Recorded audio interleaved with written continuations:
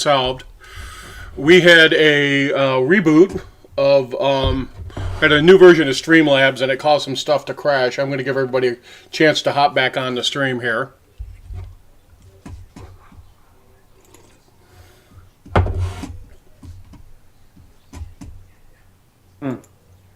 Nice.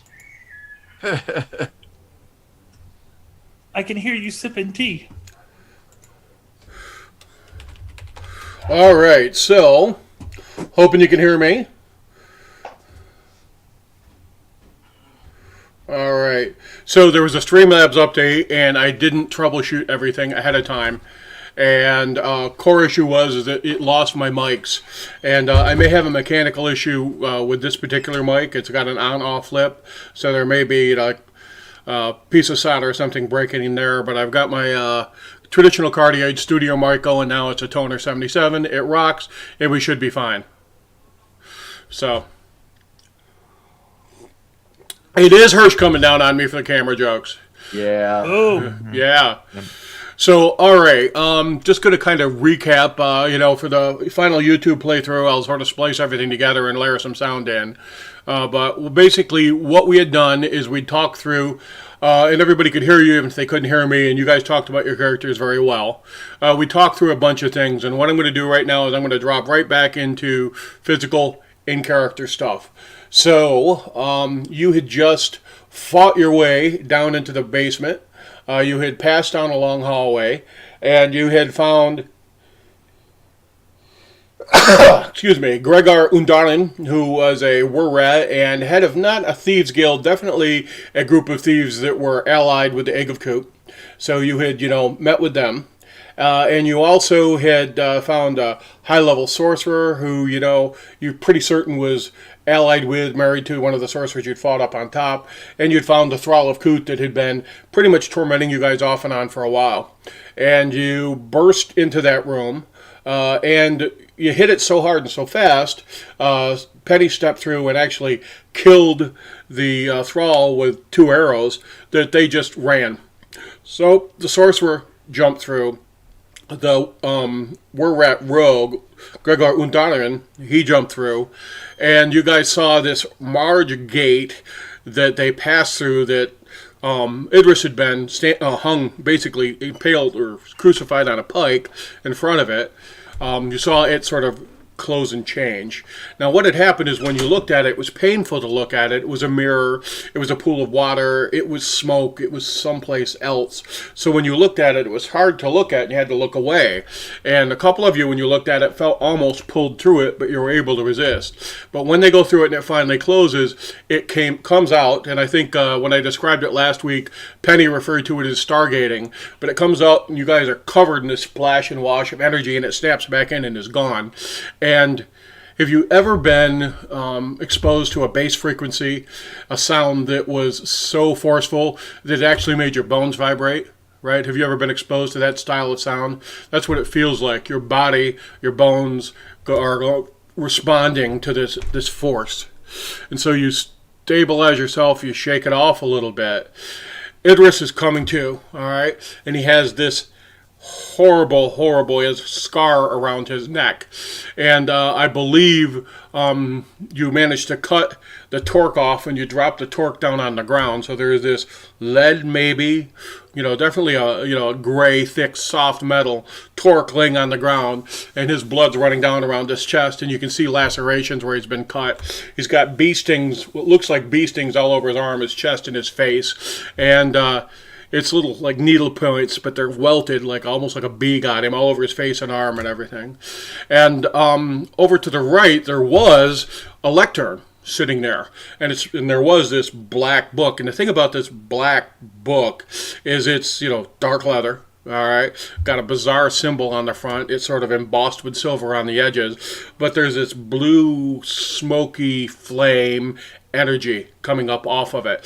And the Thrall, who was in Wurrat form, took 2 arrows, slammed against the wall, slipped down the wall, and he went to human form.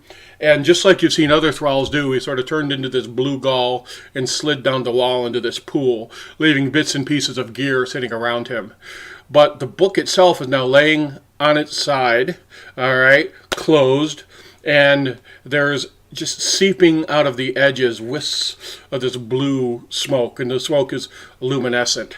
So, and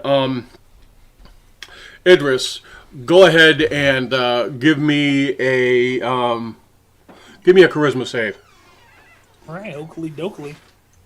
While he's doing that, Tad, to be clear, is the torque sitting on the ground or has it melted? Because I believe last time you said plot point it melts. So it's in the process of melting. So it started to disintegrate and twist down. So what it does when it does melt, I just was doing things in sequence. Idris, go ahead and give me that check, did you? I did. I believe you said it was a 20. I couldn't hear you, right? I'd like to stab the book with a basilisk tooth. All right, let's go take a look at that.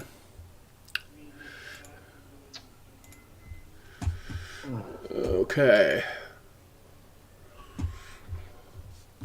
All right, so you see the book, and you have, in the pit of your stomach, it like pulls at you. It almost makes you queasy, Idris. I mean, it hurts to look at it. And part of you wants to pick it up and read it, and you know that there's important things in there that'll help you. But that other part of you says, no, don't do it.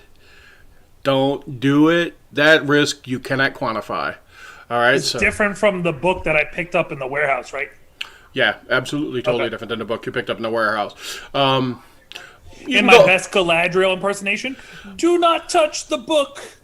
You may go ahead and make, based on your experience, I'm going to give you an Arcana check with advantage. Oh, hell yeah. Which gives you at least a 15% chance of making it. Heck yeah, with a -1, this is going to be friggin' amazing. Get ready, nat 20 time. Okay. You must not read from the book. was actually... Believe it or not, you look at that and you know exactly what that is. All right. No skills, just luck. Yeah. Well, actually, you feel like you might have touched the thrall's mind when he was interrogating him, or he might have touched you. And that tome is how he made his pact. That's part of who he is. Some of his soul's imprisoned in it. And it is as foul and horrible a piece of corrupt magic as you know of. All right? You're looking at the postulant, the postulant result of bonding to the egg of Kut and giving up your identity and your soul for it. And it's reduced to that tome. So you're telling me I can get a different patron when I get an ASI? I am not saying anything like that at all. If you'd like to attempt that, we'll see how the consequences go. Is his cloak still around? The thrall? His Are clothes. they all wearing? No. Like the were-rats. Were they wearing the blue cloaks and stuff? Yeah, you've got that blue and gray velvet. All the things that he was on. Yeah, as a matter of fact, Matt went over there last time and was going through his clothes as you guys saw him smell it. And Matt's Penny is already going through it. Now, Delbert, you asked me a question. I was just gonna wrap the book in his cloak or something, so I don't actually. You ain't standing up right now, man. All right. I'm just hanging out. Oh no, you're on the ground, and you've gone through 36 hours of torture, mental and physical. Your hands are shaking. All right, you are weakened. You are at the equivalent of 3 or 4 levels of exhaustion. All right.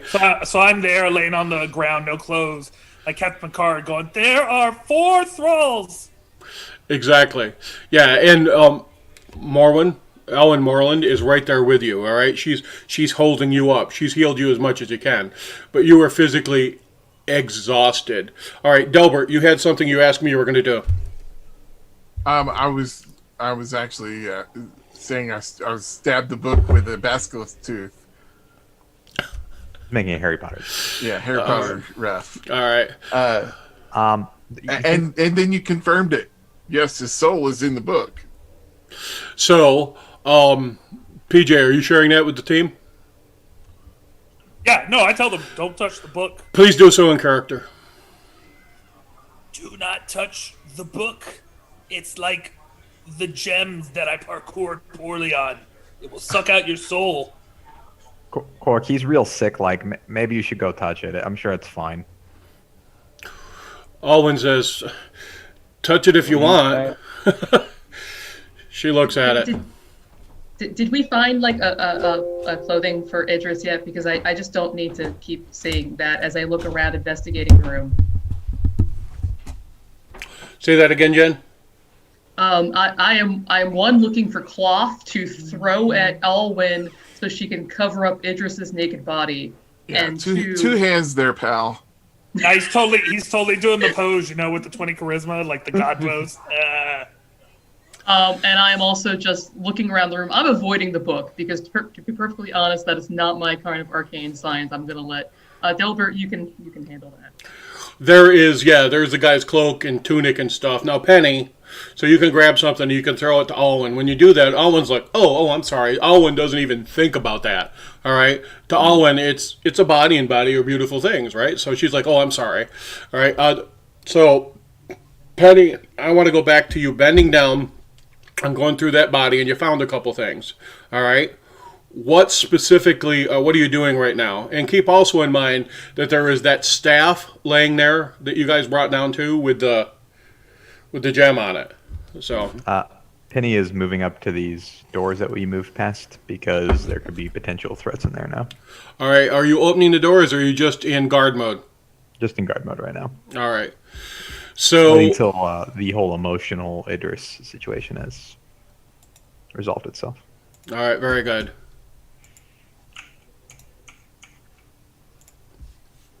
Yeah, honestly, if there's nothing else in the room, then I would go follow up with Penny because as I mentioned earlier, I'm itching to go look at that golem trap. All right. Delbert, sir, would you like to examine this book? This might be something we need to confiscate, but we need to confirm that. I'll put my hand on Idris's shoulder, and I'm glad you are okay. And then I'll stand up and let Alwyn finish taking care of him, and I'll survey the room, see what everybody's doing, and I'm going to heed his advice and not touch the book. All right. I'm going to give Cork some out of character information or some in character information that you can share with him. I'm going to do it verbally because if I type it all, it'll take me 2 days. All right. Okay. So when you do that, you see that there's necromantic magic everywhere. All right. And the gate itself is just imbued with transmutation magic, and it would have been almost impossible to look at, but it's fading, and you're getting so you can deal with it now. The book pulses, all right? It's a black pulse of twisted light. Your brain can't process everything you're seeing. The circle itself, you can see multiple points now where it's been broken, all right? Where there's been footprints, there's been blood, people have knelt in it. The circle itself is fading steadily. You also, as you're looking around, can see bits and pieces of, you can see everybody's items, some things you're familiar with, and give me a perception check in the tower. Okay. All right, because you had already used this ability to take inventory on items, as is your duty. Right. Oh, and by the way, I also cast Detect Magic, so I'll assume that I caught all that, but I am looking down the hallway at this point. All right. You think there's some new stuff. You're seeing evocation emanations from Penny, and you're seeing a couple potions, what you think might be potions, laying underneath the clothes where the thrall fell. So you're saying I'm seeing evocation emanations from Penny? Yeah, from Penny. That are new? You think so, yeah. Penny, what did you take? I opened the door. Which door? Penny, what did you take? The left and I'm door. going to point right to where I see it. What is that? You saw her as she walked out, and she had a faint emanation around her. All right. Now, hang on. I'm going to go back. Jenna Bink, you actually saw this earlier. All right. You noticed that... Oh, that's right. Okay, it was that thing. Okay. All right. So you see Delbert. You're getting fed information from your arcane warrior. Cork's feeding that. And then Cork sees Penny walking past with something new.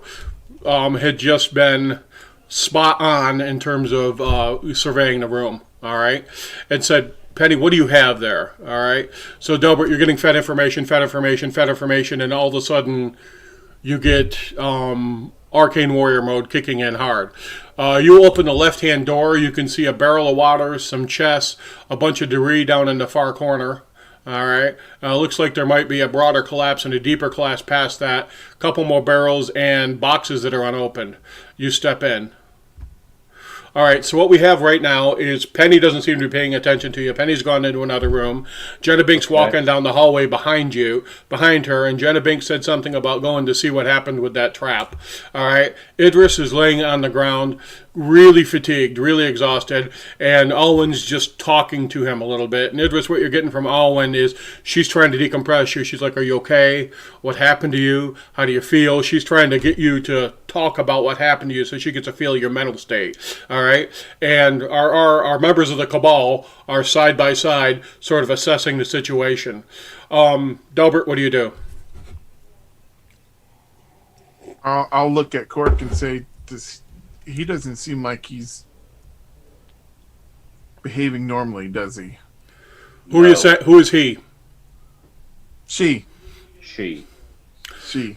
Sorry, misgender. Penny. There's an aura of evocation magic around her right now. Penny, I'm not trying to screw you out of useful loot that is rightfully yours, but it is very likely that something in here is cursed. This whole place is flooded with necromantic magic. I'm trying to protect you. All right, good enough. Penny, you've stepped into the room. What are you doing? You can see that there's some chests and stuff there. All right, and you know that Cork's been keeping an eye on you. All right, you know that Cork's been keeping a hairy eyeball on you off and on. So go ahead, and I'm going to let you make an Arcana check on the off chance you figure out what's going on here. Go ahead. Can I also make that Arcana check? Because I You would may. have known the whole time. Holy crap. Well, you go ahead and make an Arcana check. This isn't obvious, all right? Okay. He's got some detect magic going off, Penny. You don't know how in hell he did it, but somehow he's got a detect magic up and going, and he's screening the entire room, and he must be seeing something. Jenna Bink, it's got to be a subtle spell. Because normally when you cast a detect magic, you're going to see that being cast. And the only thing you can figure is that, and you've read about this, you know about meta magic and stuff, and normally it's the process of sorcerers. You do know that Cork is an arcane warrior who's from a sorceress bloodline who's been absorbed by the Cabal. You know that. So what you're thinking he must be, or she must be able to do, I misgendered Cork, give Cork advantage. What you think that Cork must be able to do is cast that using the Settle Spell Impact, which is going to be tremendously useful for an arcane warrior to be able to cast detect magic without being noticed. So that's what you think happened, because basically Cork was just standing there looking around, and now you know she was processing all the emanations that were in the room. All right. Okay. And so you also on know that- that you saw Penny pick something up. You know Penny did. Can Yeah. I tell what what Penny picked up was? So you've 'Cause casted. I saw her pick it up, and I had magic running as well. So what did I get out of that? I don't know if you had detect magic going at that point, but you. I didn't at that point. No, you're Yes, right. yeah. But I just cast it now. I can't remember what your role is, so what I want you to do, your choice. You can give me a perception check, or you can give me an Arcana check. I'll give you one or the other. Take Arcana every day in that choice. Okay, picked up some sort of wand. You're not certain exactly what it was. Now give me I'll give it to you. You're fairly certain now that you think about it. As you were fighting, the Thrall was probably using a wand of magic missiles now that you think about it and you go back to it, right? Because the Thrall unloaded like 3 or 4 shots of magic missiles, one right after the other at you guys, remember? And didn't do that instead of his Eldritch Blast a couple times and was just doing it. And you're like, oh shit, that was a wand of magic missiles. That just wasn't his wand. It just wasn't his focus. That was a wand of magic missiles. So as you're putting things together, you think it's probably that, but you're not certain. Okay, but to be clear, Penny doesn't have an aura around her. She has an aura on the wand, And the wand is just evocation. It's not the divination or enchantment that I've been seeing from the corpse. Yeah, it's localized. She's carrying it. Okay. All right, and that's what you saw. You saw that, and he saw evocation magic focused on her. I'm sorry, Tim, if you thought it was a full aura. You see a Yeah, faint. that was confusing. Yeah, and that was also because she was leaving the room, and you just saw a blur of it. So, but Jenna Bink's looking at it now. Okay, Penny. Everybody, stop and let Penny do what Penny's doing now. Okay. Penny's got a couple, 3 rounds of action here that we haven't given her. Penny, what are you doing? Up the Jen- ceiling. Jenabink, come look at this real quick. Okay. All right. I hurry to gain Penny's approval. I mean, look at what Penny has to offer me. Open Catapult's mouth right now. Go. What? Oh, okay. I'll slip the wand inside Catapult's mouth, like shoving it inside the internal part of it. Okay. All right. Delbert and I will pull Catapult like slightly into the room to do this. Yeah. No. I would not in the help hallway. with this. Yeah. all right. So Delbert and Cork. You see what's going. You see Jenna Bink cast detect magic sort of with you. All right, and you see her step into the room with sort of a quizzical look on her face. Would you both make an insight check there? Oh yeah. All right.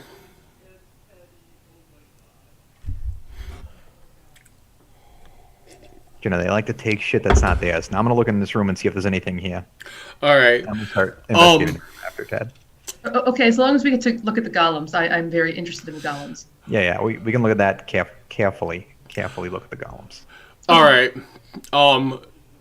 Cork, you get this. Jen, you tell me if I am misrepresenting Jenna Bink's emotional state.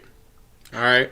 Jenna Bink comes back out of the room. She's got a mild. Oh no, Jenna Bink is staying in the room with Penny. Okay, Yeah, she we're is staying in the She room. hasn't investigating this left. room now. Yeah, All we're right. investigating this So room now. when you see Jenna Bink step into the room, Cork, you see her with her eyebrow raised, sort of a quizzical, amused look on her face, and really interested in whatever Penny is doing. All right, and you've seen Jenna Bink like this before. She's like, "My, now isn't this interesting?" All right, they're both in the room. They're doing things in the room. What do our esteemed members of Cabal? What do they want to do? And I'll aid Jenabink. I'm gonna Investigating. walk over to the room because anything that Jenabink thinks is that quizzical and interesting is bound to be of interest to me. All right, so you walk over. That's my investigation check for the room with Penny helping me. All right, so they're going through the room. Are you just surveying the room, Cork? Well, if I see Penny, I already saw something on Penny. I'm looking at what Penny is doing. All right, go ahead and give me a perception check then.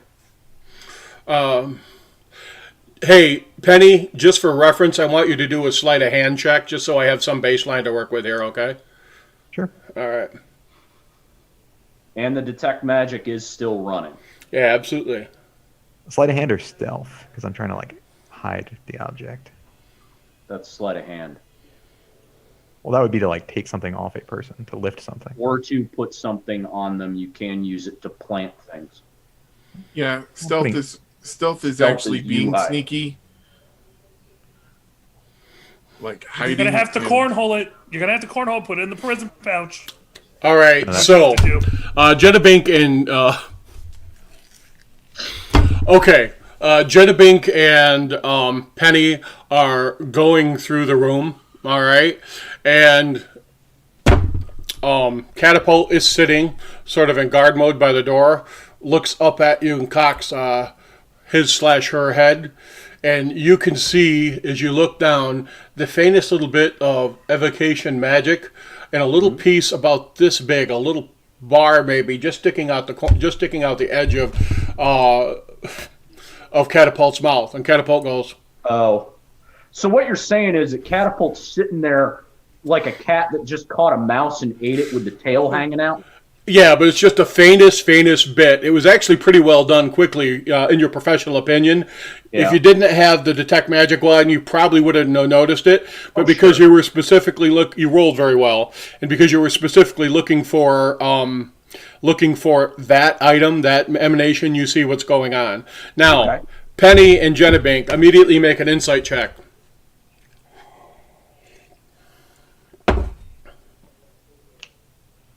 I am amused. Penny, it's clear to you that Cork has some idea what's going on, but Cork is not mad. Cork seems a little bit amused and is just observing to see what's going on. All right? Are you going to help look around, Law Dog, or are you just going to stand here? Oh, I'm going to help more. In fact, I think I found something. So Inspiration! I'm going to walk over to Catapult. What, Okay. what do you, no, that is And I'm going to my, reach up. that's my and I'm gonna defender. grab Hold Sentinel. it. Genebink, are you treating Cork like a threat as far as Catapult is concerned? You said no, right? I am not instructing. It is a bonus action for me to have Catapult attack, but if Catapult constantly has dodge up, and All I right. am not instructing him. So therefore, he would have to make a hit roll at disadvantage. Tim, make it a hit roll. Okay, I mean, I'm just kind of pointing at this point. Oh, all right. You're not grabbing it, you're just pointing at it? Okay. Well, I mean, I was going to, but Well, go ahead, make a grab. all right, we can do it that way. But no, I am not instructing Catapult to attack Cork. Figure Nobody out would blame you, Jen. what I need to roll here. Yeah, that'll work. You There's said lots it's a of disadvantage. terrible things down here, Yes. Jen. Accidents happen. That's fine. Catapult could have got See what scared. happens. So what Dobert is doing during this time frame is observing everybody. Okay. Observing everybody and trying to Cork determine goes, yeah, I if found this. everybody is under the And holds out this influence. wand, just snatches it right out of the mouth and goes, yeah, what's this? And Catapult goes, Now hold up a second. Okay, so I grab it, right? I found this. It appears to be a wand of magic missile. It looks like it belongs to Genebink. What are you doing This taking is other people's absolutely property? Genevink's property that she has taken rightfully. We just need to document it properly. So I reach into a pouch and I pull out my pad of tags. And I fill out a tag that says property of Genebink, properly registered with the Wizards Cabal. Sign it, put a date on it, tie it to the wand, and hand it to Genebink. Oh, well, thank you for not shoving it back in. It is a very delicate internally operation there, although externally I have done extremely good work with all of the mechanical things. So that works. Thank you very much, and I'll continue And then searching the room. I'm just gonna eye Penny and I'm gonna explain. You don't have to hide things from me. We just have to make sure the paperwork is done right. Okay, sounds good. You should go look in another room. okay, you guys find in this room with your investigation, and everybody taking inspiration all the way around there. That was just so entertaining for me. So, in this room, you find crates of incense, some interesting material components, including some powdered lead, some powdered, you're not quite certain what it is. Might be, it's some white kind of interesting powder. You're not certain what it would be. It's got a slight acidic taste. Jen, give me an Arcana check.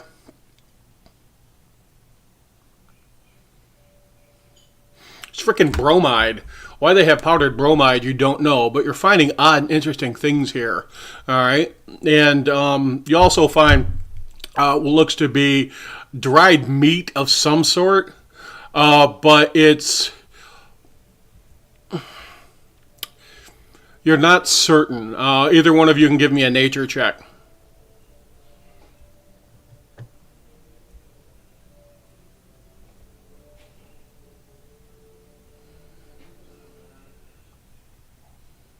Yeah, you have no idea what this dried meat is. None. It's very long strips of meat, though. And there's also strips of hide in it also. It's not certain what it is, but who knows, right? So that's what you find in this room. Delbert, I owe you some time. Idris, I owe you some time. What are the two of you doing? Idris, she will lift you up and help you walk around if you want to. All right. Sure. Walk it off. Yeah, I got you. So Delbert, what are you doing? I'm gonna go ahead and ritually cast detect magic, and Okay. and I'm investigating the room. I'm also concerned with, is anybody showing signs of being possessed or controlled? Because I know that there was some serious magic going on here. All right. So you're specifically looking for enchantment magic effects. yes. All right. First thing, go ahead and make Arcana check.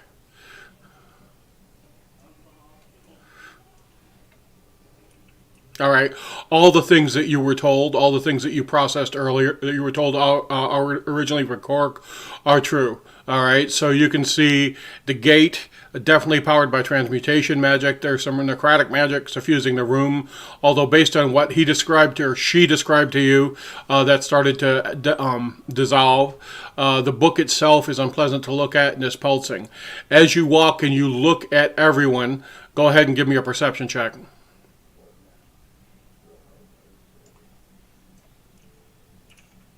Yeah, you are not seeing any sort of enchantment emanation that would make you think that anybody was under the direct effect of a charm. All right. Okay. So. All right. Then I'm going around and investigating the room. Pretty much doing the same things that everybody else is. You know, All right. looking around, trying to suss out what's what in here.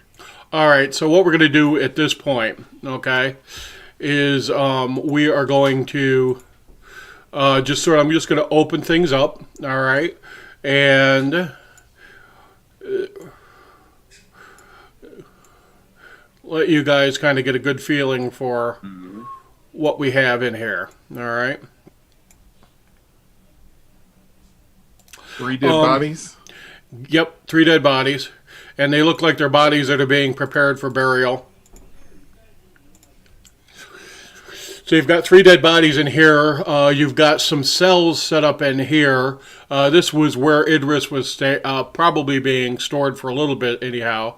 There's some wrecked furniture and scrap wood here. It looks like they're specifically breaking things down, maybe for firewood. This room, the ceiling's clearly unstable, and it points to a larger room behind it. Whoops, sorry. That was just a chest, more of the same stuff in here. This looks to be some basic supplies. These were the stairs going up. That's a big barrel of fairly painfully bad wine. And there were 2 spaces here and here that something big could have come up from underneath. All right, so you recognize that. And right there was the trigger that Jenabink was looking for. Or the trigger that Jenabink found for what she thinks were some sort of golem, maybe a bronze golem based on the sigils that she saw. Because I think you broke, if I remember correctly, Jenabink broke a 20 on her arcane science roll when she was trying to identify what was there. Correct. Okay. That's cool. All right, so I want, let's see, your guys' choice. Well, actually, I'm assuming you guys are going over this place with a fine-tooth comb. And I'm going to have Delbert, I want you to make an investigation check with advantage.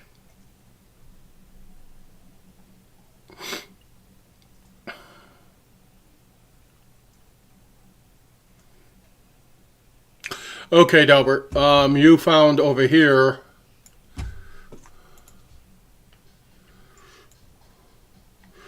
secret door, all right?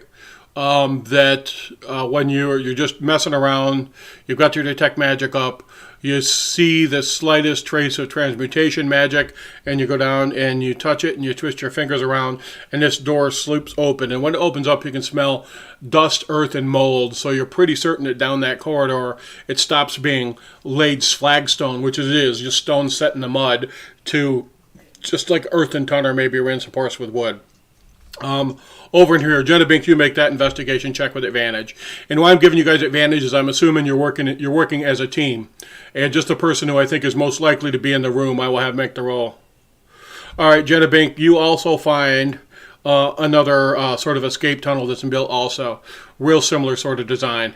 All right, and both of these have mechanical triggers that are magically obscured. So you're able to open both of them. And give me, go ahead, Penny, you make a roll. Cork, you make a roll. And Idris, you can roll with advantage also. I'm assuming that's Alwyn. You and her have a similar investigation check, believe it or not. Sounds about right. That's right. Well, I'm just giving Jenna Bink. I'm assisting her in the investigation. All right.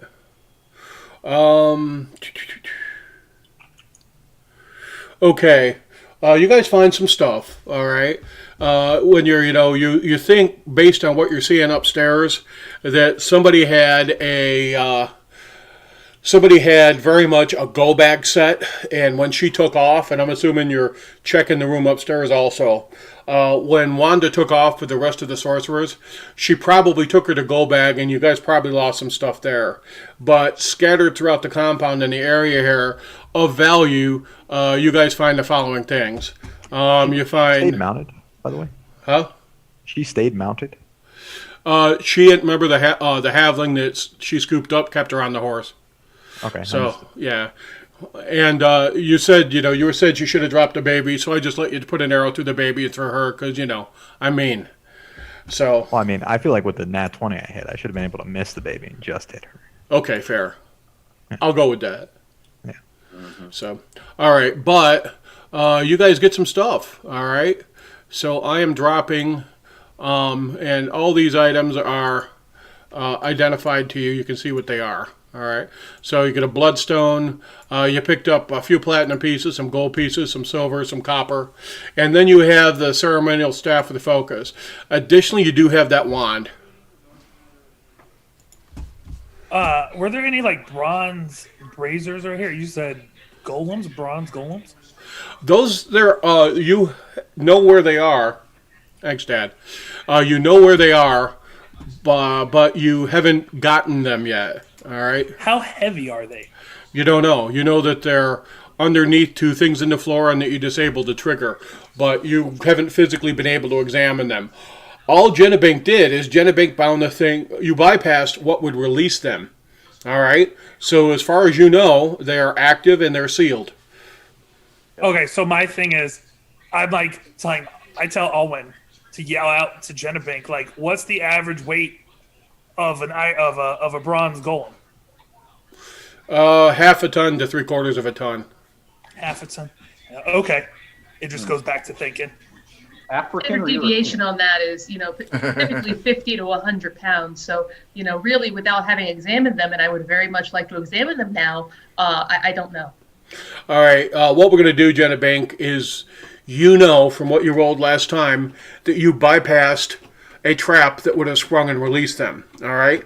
And based on the icon that was used to seal them in, you determined that they were bronze golems. You're like, holy shit, this will release a pair of bronze golems. But they are fully active. You did not disable them. You did not make them inactive. You just bypassed the trap. All right, that would release them. So all you know right now is underneath the floor, behind you guys, in this area here, and I'm just going to draw the line. That line is where you think they are, somewhere in there. There's a pair of bronze golems that would have climbed out of the floor if you had triggered the plate. You did not do that. But they are fully active, and you know they are acting on their last programming by their creator. You can release them if you want, but they're still going to be fully active. Can I figure out a way to change their programming? Well, you're going to... let me think about that. You don't have a manual that would tell you how to make them yet, all right? You're going to need more information to be able to do that, all right? So that's not something that you couldn't figure out, but you're just going to need more information than you have on hand to make that possible. So right now, you've got, in effect, a program that you can recognize, but you haven't figured out how to open it up to get inside of it, right? So you know this is bronze golems, you know, kind of how they're programmed in theory. You know, you have to be about 11th, 12th level to make them, or you have to have the appropriate manual and use the appropriate manual to make them. So, yeah, you might be able to, but you don't have the right tools right now. Now, they might be in here. I mean, the only thing, the book, that blue smoking book's still over there, for example. Ship might be in here, but you haven't found it yet. You hear Idris from on the floor as he's like crawling his way over there. They're worth at least 600 gold pieces melted down as a trade good, not sellable at half value. I will spend an hour to turn my Smith's tools into whatever tool I need to figure out how to reprogram them. Go ahead and, you know, give me a Arcana check, and you can go ahead and you can make. This is arcane science for you, so it's in your field of play.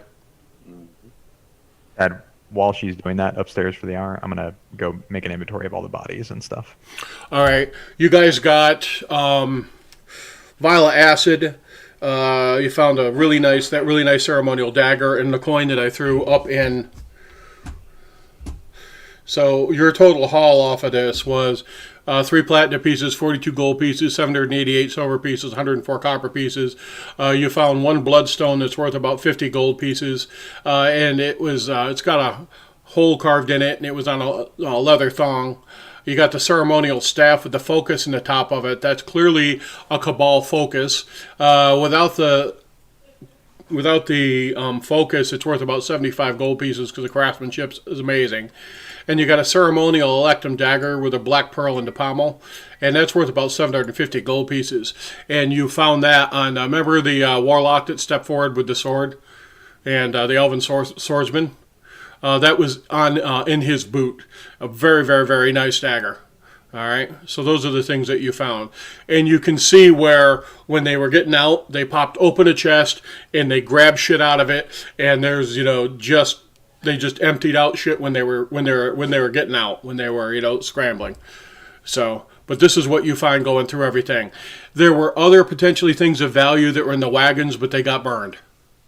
So, all right. Do we have to attune to focuses, or if we know the spell, we can call it out?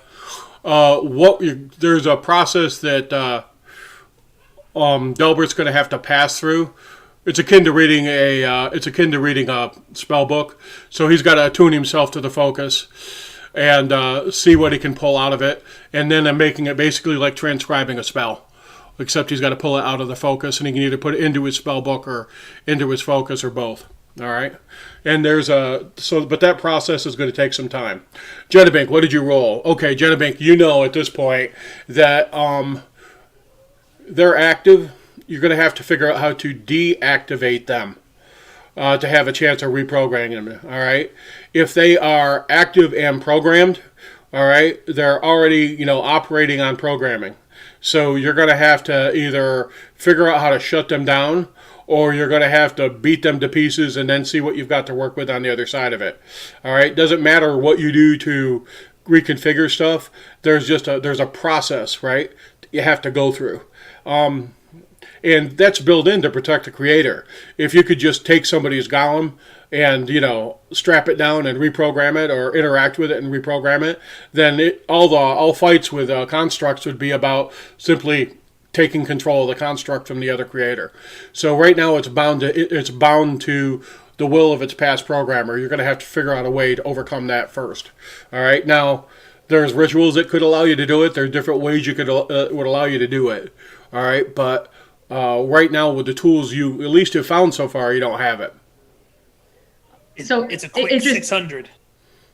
I understand that interest, but we would have to see. This is where constructs such as catapult and these bronze golems are far more exceptional than humans, because humans and halflings and Dupre and all of the fleshy things can be turned with enchantments, and that's not true of these things. These things are far superior. So our only option at this point, unless we give it some time and I do additional research back at the university, is that I would have to beat the ever-living crap out of these things and essentially destroy them, and then we could carry back that 600 gold pieces, which I admit is I'd be willing to split it if we did so, but it would also, I believe, put the party at risk because they would try to kill us. So we could just pour lava down in there and melt them. I don't I have want a lava. Do you separate have question. lava? I can find someone who does. I know people. On a separate question, Tad, just so that I understand what's being seen, that book that's in the other room, is that literally on fire? Like, because you described blue flames coming off of this thing or something? Yeah, over time now, it's no longer on fire, all right? It's no longer painful to look at. What was happening from it, it had been being used as a focus in some sort of ritual, probably the ritual that was being used to try and possess Idris. And the material side effect of that was the visual manifestation of the Coot's power. That's your best guess based on what you witnessed with the detect magic and your experience dealing with thralls in the past.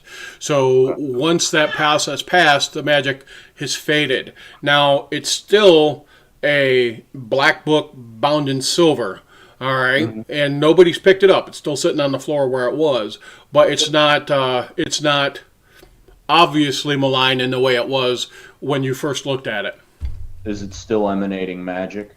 You've been maintaining the detect magic. Yes, I have. All right. What's the limit on that? Because you guys have been searching for about 2 hours. Oh, okay, I missed that. So no, that would be gone then. All I right. did not realize that it was hours yet. You've got people who can ritually cast it, but if anybody does, just if you want to, so go ahead. What do you want to do with the book? Well, I want to talk to Delbert over here because this looks like something that was used in a ritual that is not so good, and we should probably confiscate that. Oh, absolutely. We should just not touch it. That's definitely something that needs to be done in a controlled environment.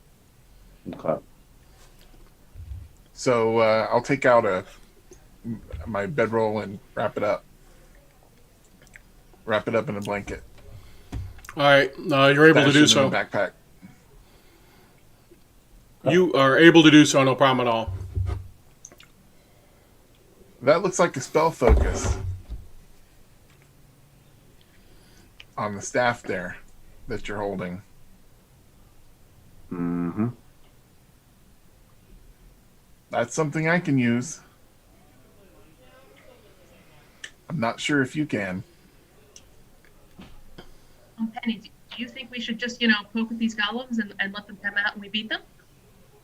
It would be fun. And he's upstairs. Oh, Penny went. That's right. Penny went to go count bodies. Yeah. Damn it. Now, and Penny. inventory bodies. What are those?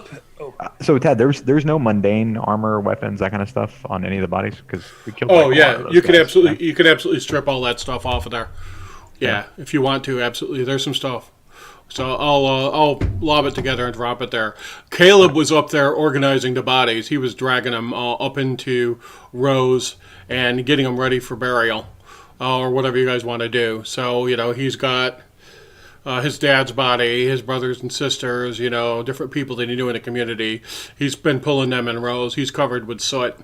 I will help him and make sure he's well aware this is what the Wizards Cabal does.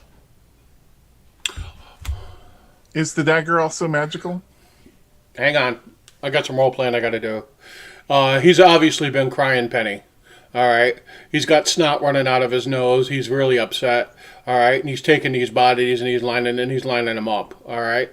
And so he is hostile to you. He's not making eye contact with you. He's not talking to you. All right. He saw you shoot Wanda. All right. So he's just not paying. He's just totally totally withdrawn from you. So what are you specifically saying to him? Oh, just as I'm going through the bodies and everything, I'll be like, this is what the Wizards Cabal does. They send people out here, they hunt you guys down. Yeah, that's what Ma said. Yep. That's what Wanda said too. She said they couldn't tolerate us because we were different, and they're going to want to kill us all to keep the power only in the hands of the cabal. That's what she said. Yeah, that's typically the case. People with power normally use it on those that don't. Well, why are you with them, huh? What do you have to do with them? What are you, just a mercenary? They just pay you and you do it? I mean, pretty much right now. I mean, also that, and there's a lot bigger things going on. Like the guys that your family and stuff was working with was real bad people that don't have you or your families or any of these people's best interests at heart. Not that anybody really does. You mean Gregor and those guys? Yeah, they're kind of assholes, and the people they work with, they kind of want to destroy everything, and that's kind of bad in my book. That's the only reason I'm really helping these people. Or else normally I wouldn't really give a shit. Go ahead and give me a persuasion check. Oh, it's gonna be real bad.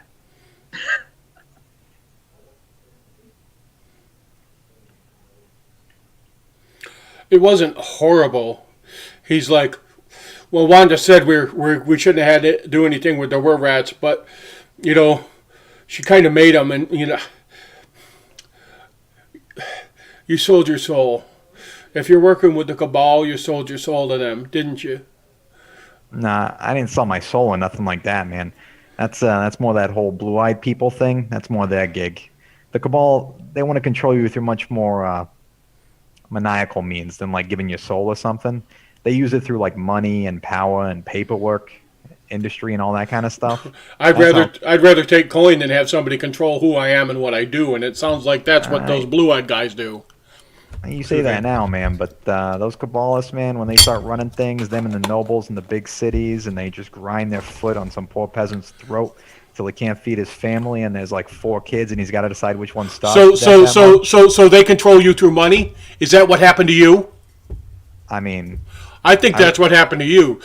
I'm not in it for the money. You're a whore for dollars, aren't you? Gold coins are all you are. No, kid. I don't really care so much about the money. I'm sorry I put arrows in your family members and that you take that against me. And if one day when you grow up you want to find me and make something of it, you can. But as of right now, all that anger and that hatred towards me, it's going to keep you warm at night, but it ain't going to do much else. He turns away from you and he's just not paying any attention to you anymore. Back downstairs. I start cataloging the things from his buddies. All right. One day Caleb's going to change his name to Inigo Montoya. I'm looking for the one-eyed Dokray. Yeah. All right. Jedabink, what do you want to do with this bronze golem quandary you have here? I want tell me about this plate. Can I look down upon the bronze golems? Are they just kind of like chittering down there, or they're sealed? They're quiet. You're fairly certain that when you trigger the plate, if you trigger the trap, it releases the plate. When the plate is released, they are released. And you rolled really well. If you jimmy the plate open, they're going to animate, and they're animated already, but they're going to work on their last command. All right, and you have no idea what their last command is, but you intuit it is kill anybody who isn't X class. All right, X group. Not marked by. It's going to be something that's very simple, very direct, and hard to get around.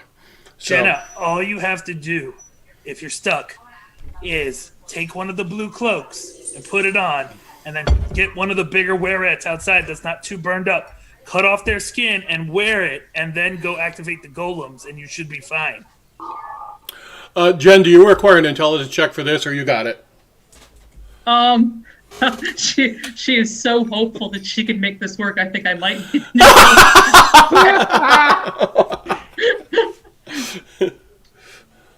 How bad an idea does this sound like, Dad?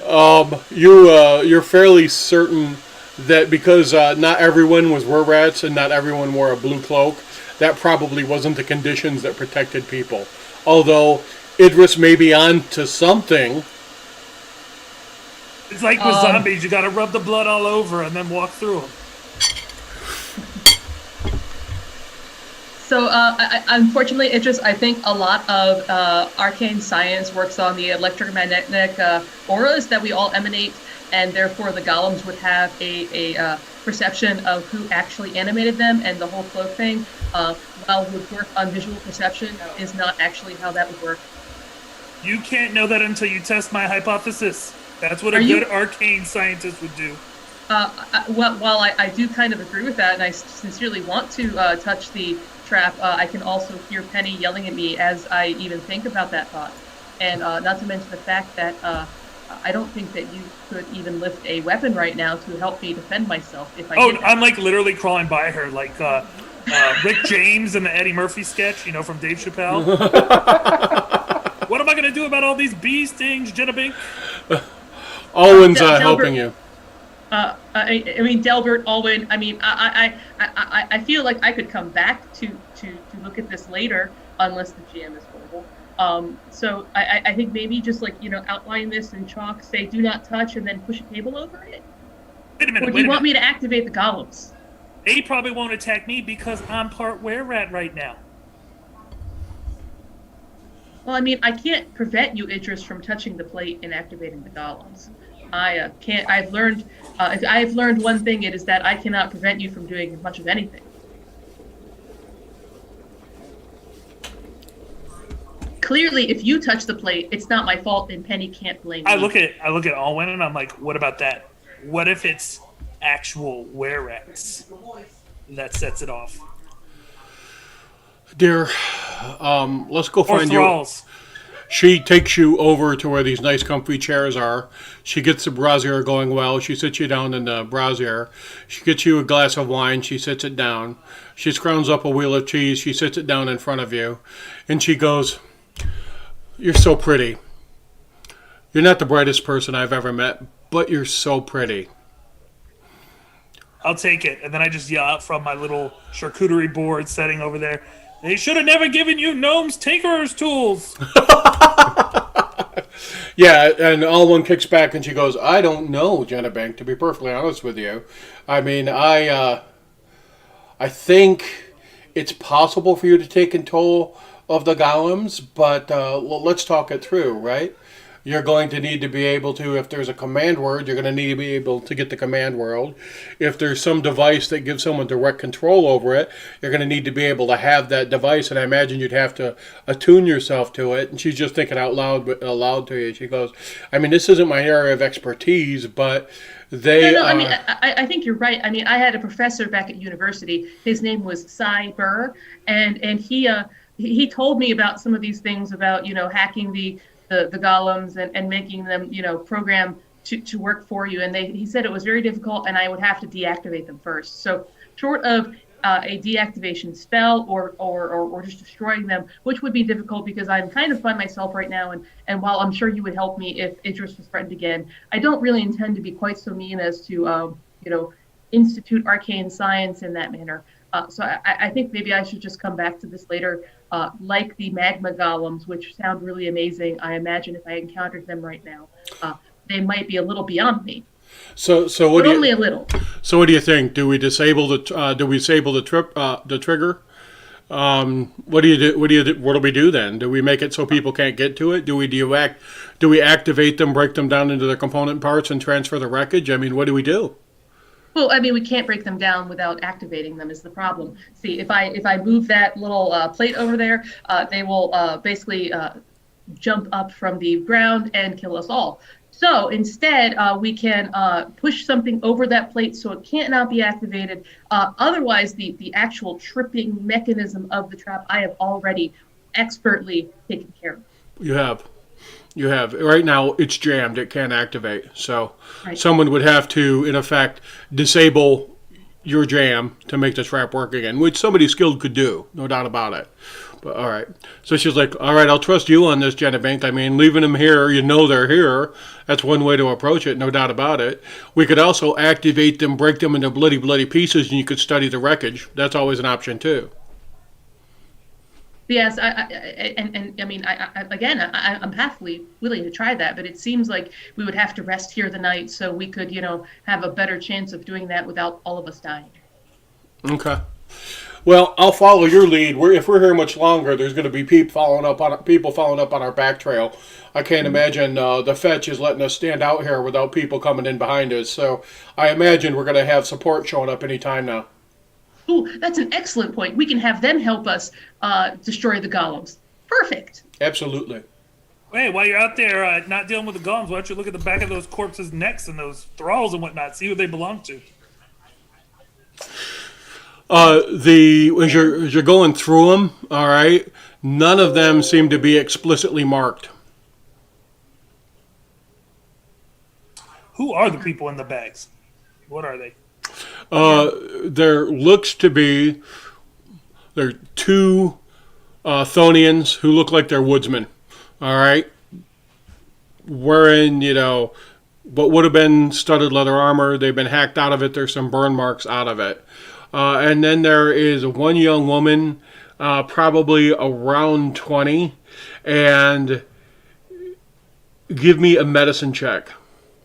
The other guys were stabbed and burnt to death, but give me a medicine check on this gal. No idea. She died of something. There doesn't seem to be any cuts or anything on her. I look around at the group and I'm like, if a woodsman falls in a forest, does he make a sound? No, but they do start to rot.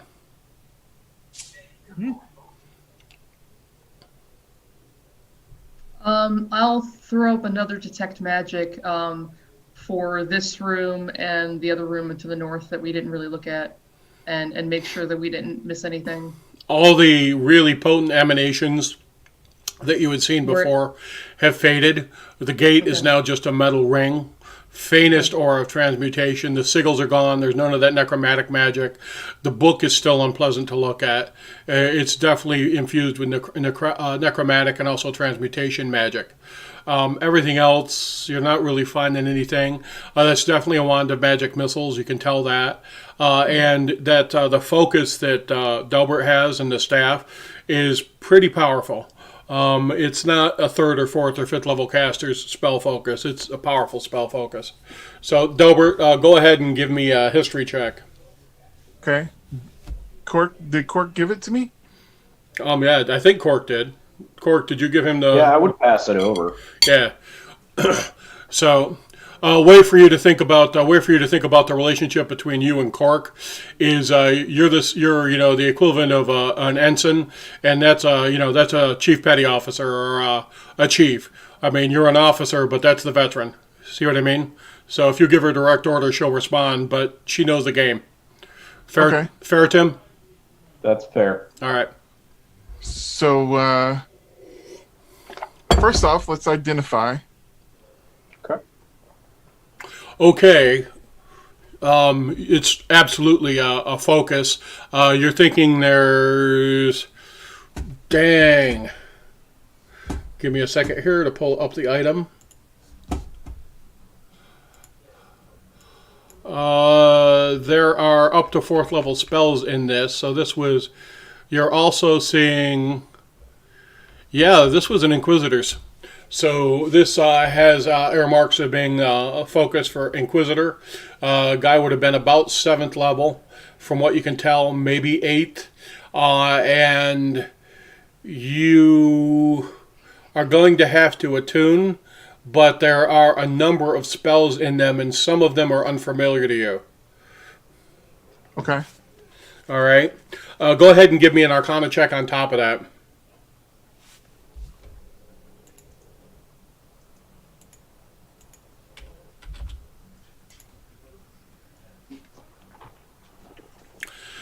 Something's not right here. You're not quite certain what it is.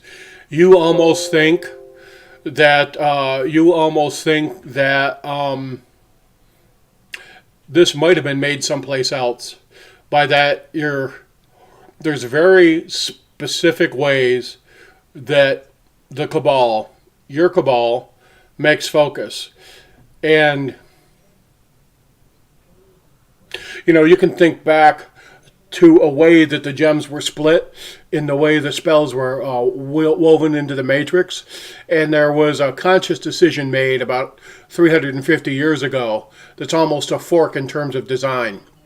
And You can imbue it in the plane of the matrix. So, if there's 12 different planes within a specific gem, all right, if it has cleavage in a bunch of different directions, you can take each plane and you can put your first level spells along this plane, you put your second level spells along this plane, your third along that plane. That's the way that you chose to do it. And when you're looking at this, the other way to do it is to take the crystals as they form within the gem, all right? Because all gems are made of crystals that manifest as the rock cools, right?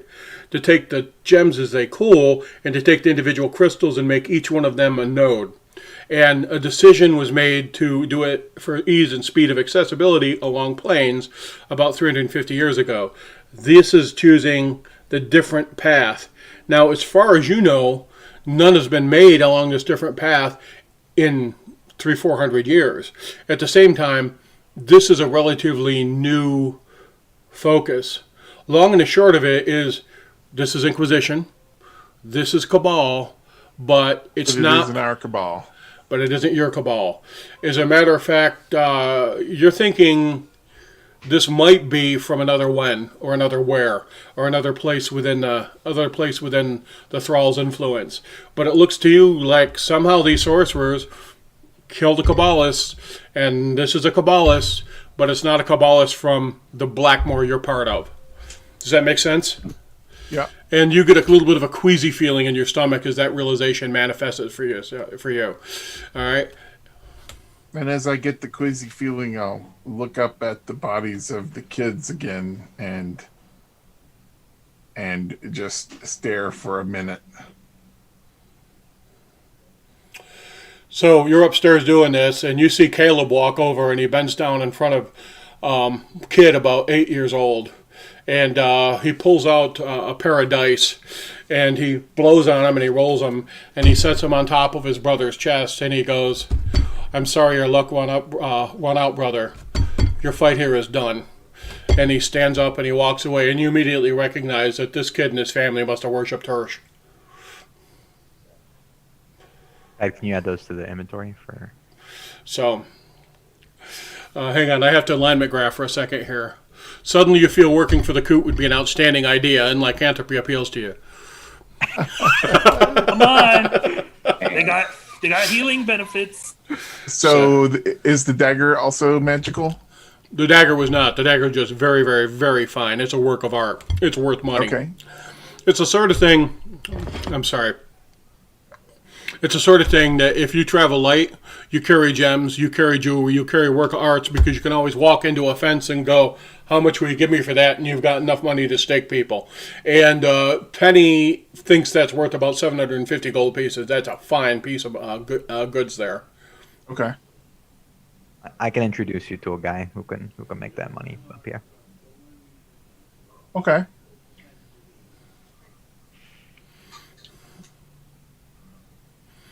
All right.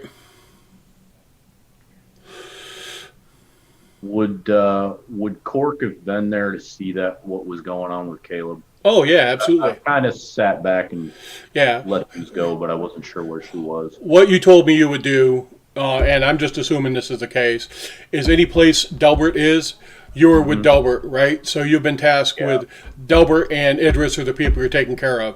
Idris has got Arwen with him, who you trust, even though she's a bard. You know that Right. she works for the king. And Delbert's out here. So he's outside fucking around with the staff. And Delbert, did you share what you figured out with Cork or no?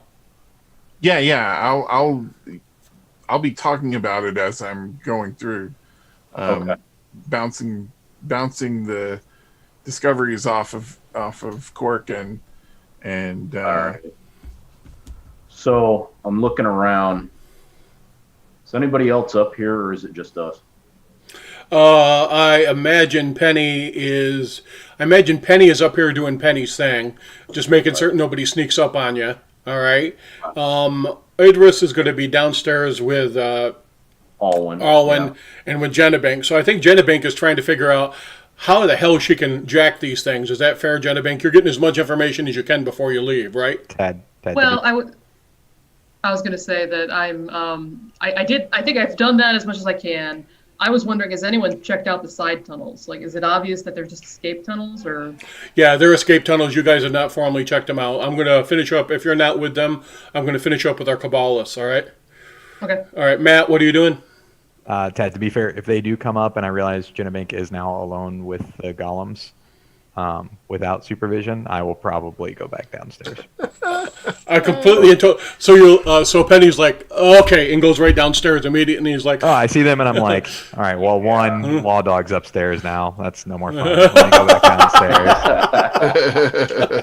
all right, so Two, Jinnabink needs supervision. all right, so right now all she's got is Idris to help her not screw up, and you're like, oh my god, and you go Oh running. my right? God, what have they done? Yeah. Right, okay. You come down the stairs and you're like, touch Prepared. it, touch the golems.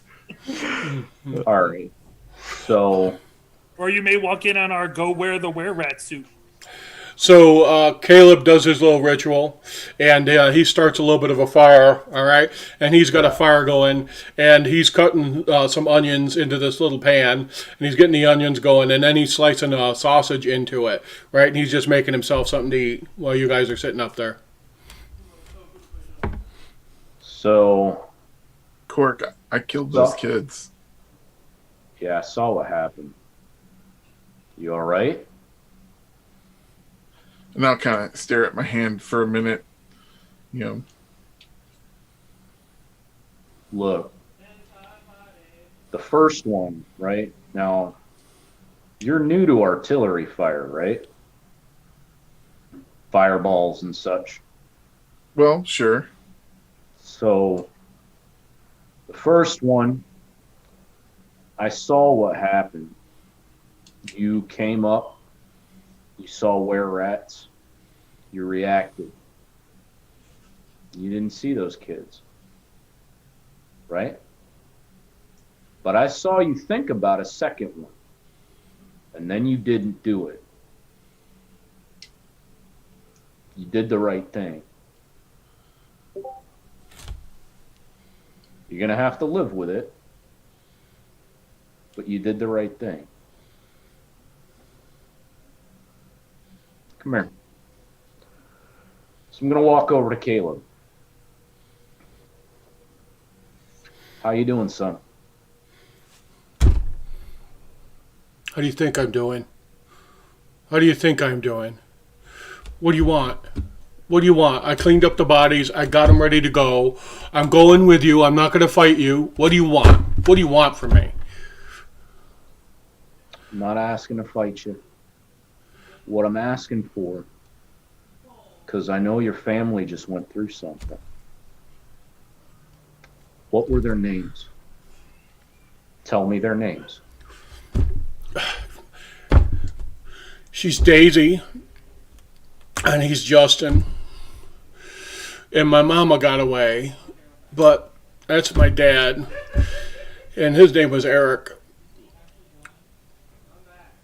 And he didn't have the fire in his blood. He just loved Mom. And when they were going to kill Mom, he got her away so they could have us. And Daisy, she could make things grow when she looked at him. She could make a flower come into bloom, and she could make lights that tinkled like music. You know, my brother, he really couldn't do anything. He couldn't make things, but nobody could pick on us, and he'd defend us if the older kids got mean. And you know, he was just going to be a guy. All he wanted to do is he wanted to be a brewer. He wanted to make beer because it made the grown-ups happy, and he thought that was funny. And this was just safe. Nobody was hunting us. Nobody was trying to kill us, and we had to. It was okay until the were-rats came. I mean, it was just a place where we could hide, you know. And So let me tell you. I don't know why you guys have to kill us. All we're trying to do is live. Look, I don't like the killing any more than you do. I really don't. I used to be someone like you. Then I went with the Cabal and they helped me. That's what I want for you. I look over at Delbert. Don't forget those names. it's going to make you a better wizard. Caleb looks up at Dalbert and says, "Why do you do this? Why do you think this is the right thing to do?"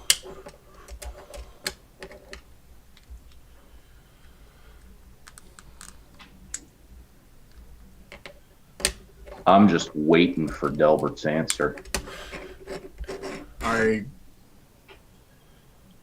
It's about the bigger picture. It's not about you. It's not about you. It's not about your brother and your sister, Daisy and Justin. It's about fighting the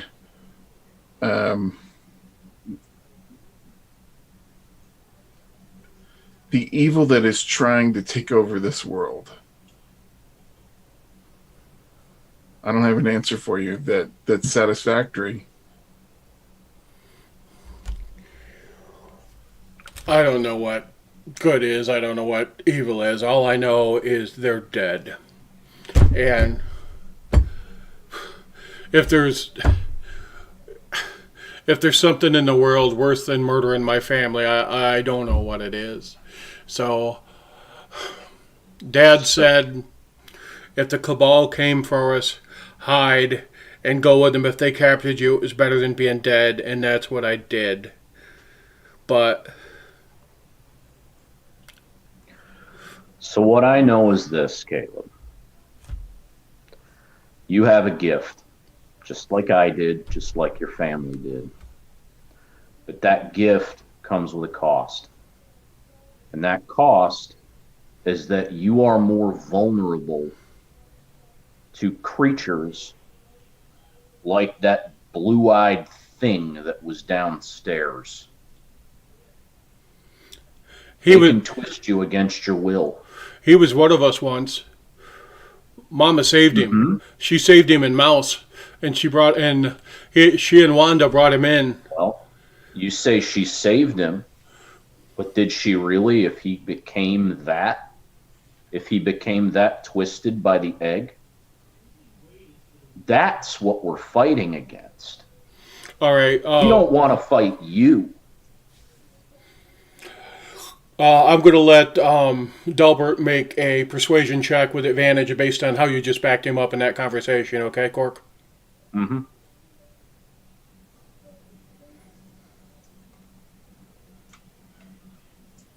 Oh, advantage. All right. Do I hear inspiration being burned? Is that what I hear? Well, you said with advantage. Okay. All right. You know what? I don't care. I don't know if I believe you. I don't know if I don't believe you. I know you think this is the right thing. Fine, I don't know. All I know is the only chance I got to live is to go with you and see if I'm good enough and get the training I need. So I'm going to do that, all right? But I'm going to remember forever, that you can't kill people like this. That's what I'm carrying with me. That if I'm going to be one of you and I don't think I have a choice, or if I'm going to get locked up in a prison cell, I'm never going to use my power like the two of you used your power today. You murdered them.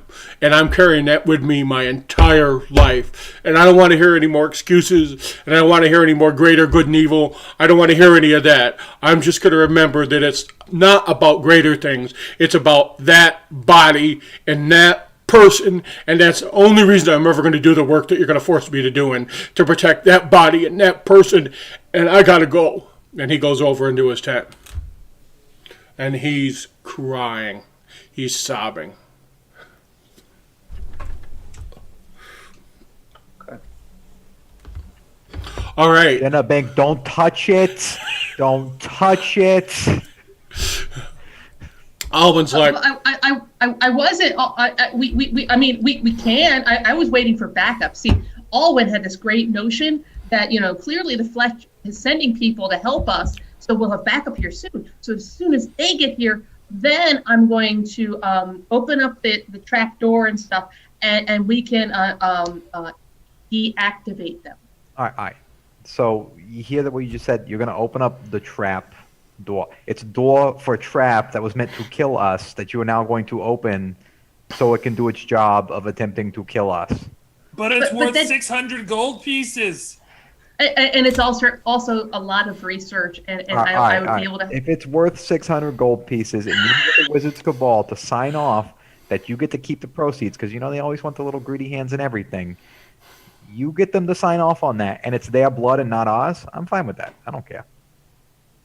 If that's all that this is going to take, fantastic. So I will find a piece of paper. I will write down a short contract that says that, in the most technical ease possible, so that you have to pass a certain int check to be able to even read the thing. And I will write that up, and then I will run up to Cork. Okay. I'm like, you misspelled that word there. So Jenna, Thanks. so Jenna Bink, is it like, Cork, I have a document I want to show you about the bronze golems, and it rolls out and it's like 7 feet of parchment. Is that what I'm seeing? Yes, essentially, Okay. yes. That's imagine Looney Tunes where that kind of crap happens. And yes, that's exactly what we're going with. All right, got it. Cork, I understand your need for meticulous documentation of arcane kind of things, and understand that there's those golems that I prevented the entire team from encountering via my astute observations. But what we want to do is make sure that we can prevent any other individuals from encountering them improperly. So if you could just sign this, that means that I'm going to disassemble them in a proper manner and keep the stuff.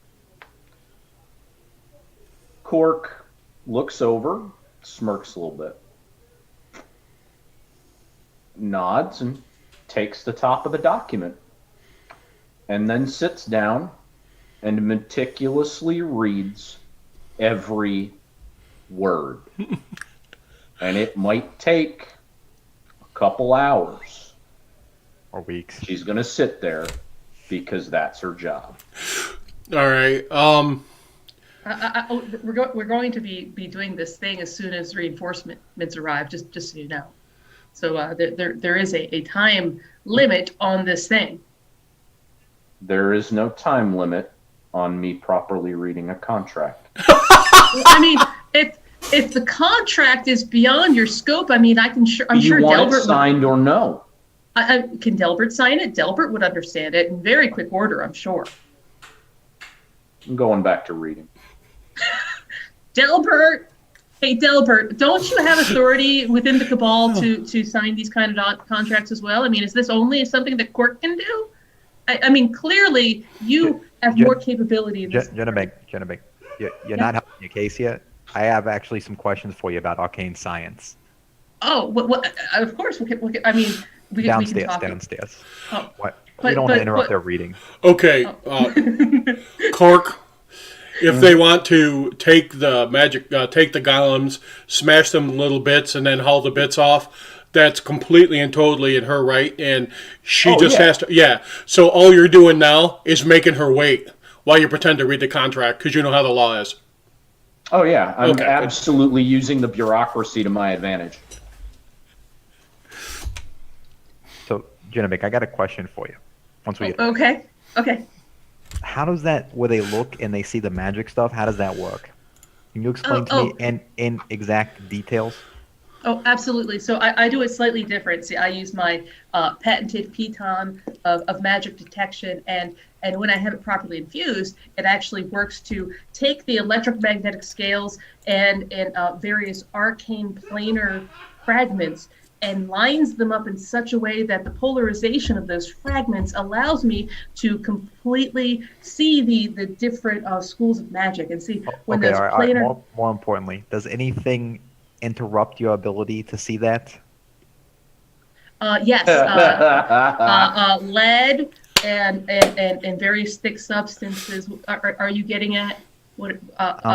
What substances exactly would you say? Typically, lead is probably your best bet.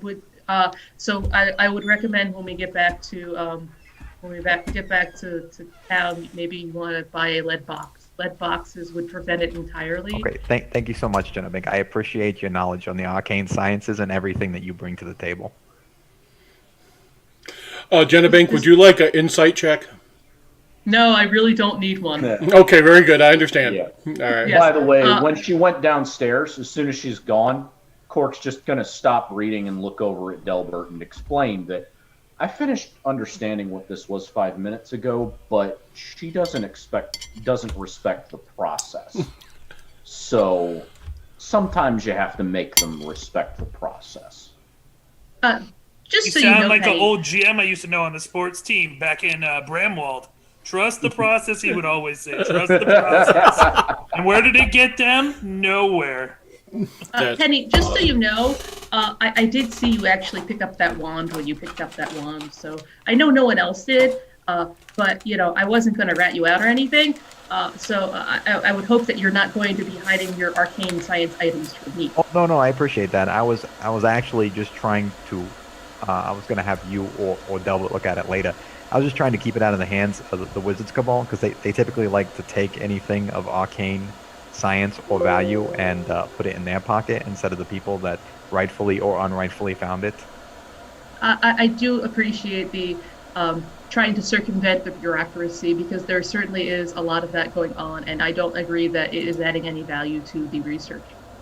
I agree with that wholeheartedly, and in the words of the people that I normally travel with, I believe they eloquently put it as "fuck the man."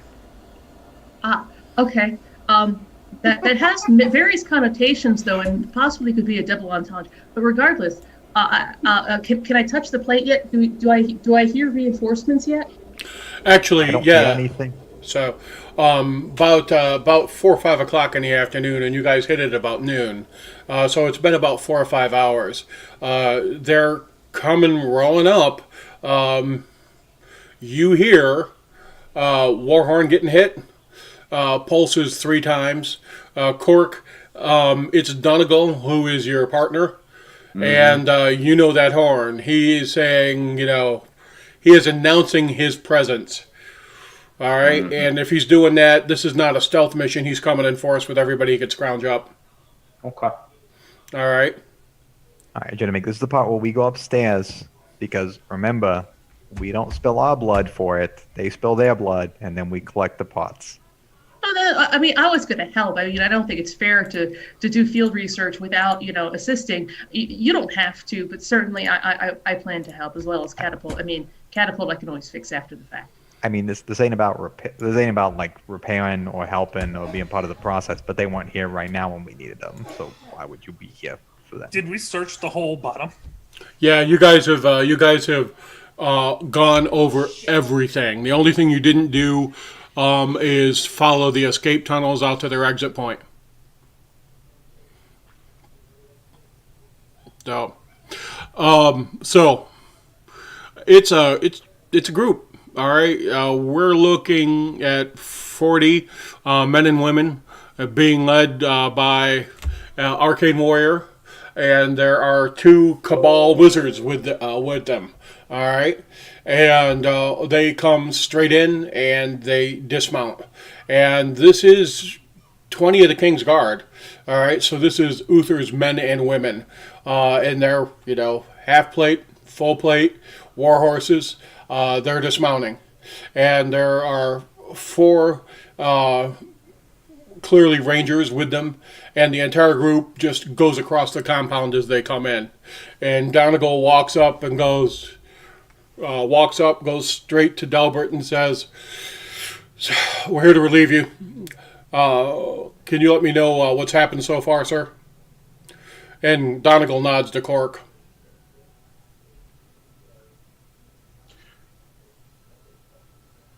So I'll explain the situation to him, detailing what what happened with the tactical situation and what happened with the magical with the portal downstairs.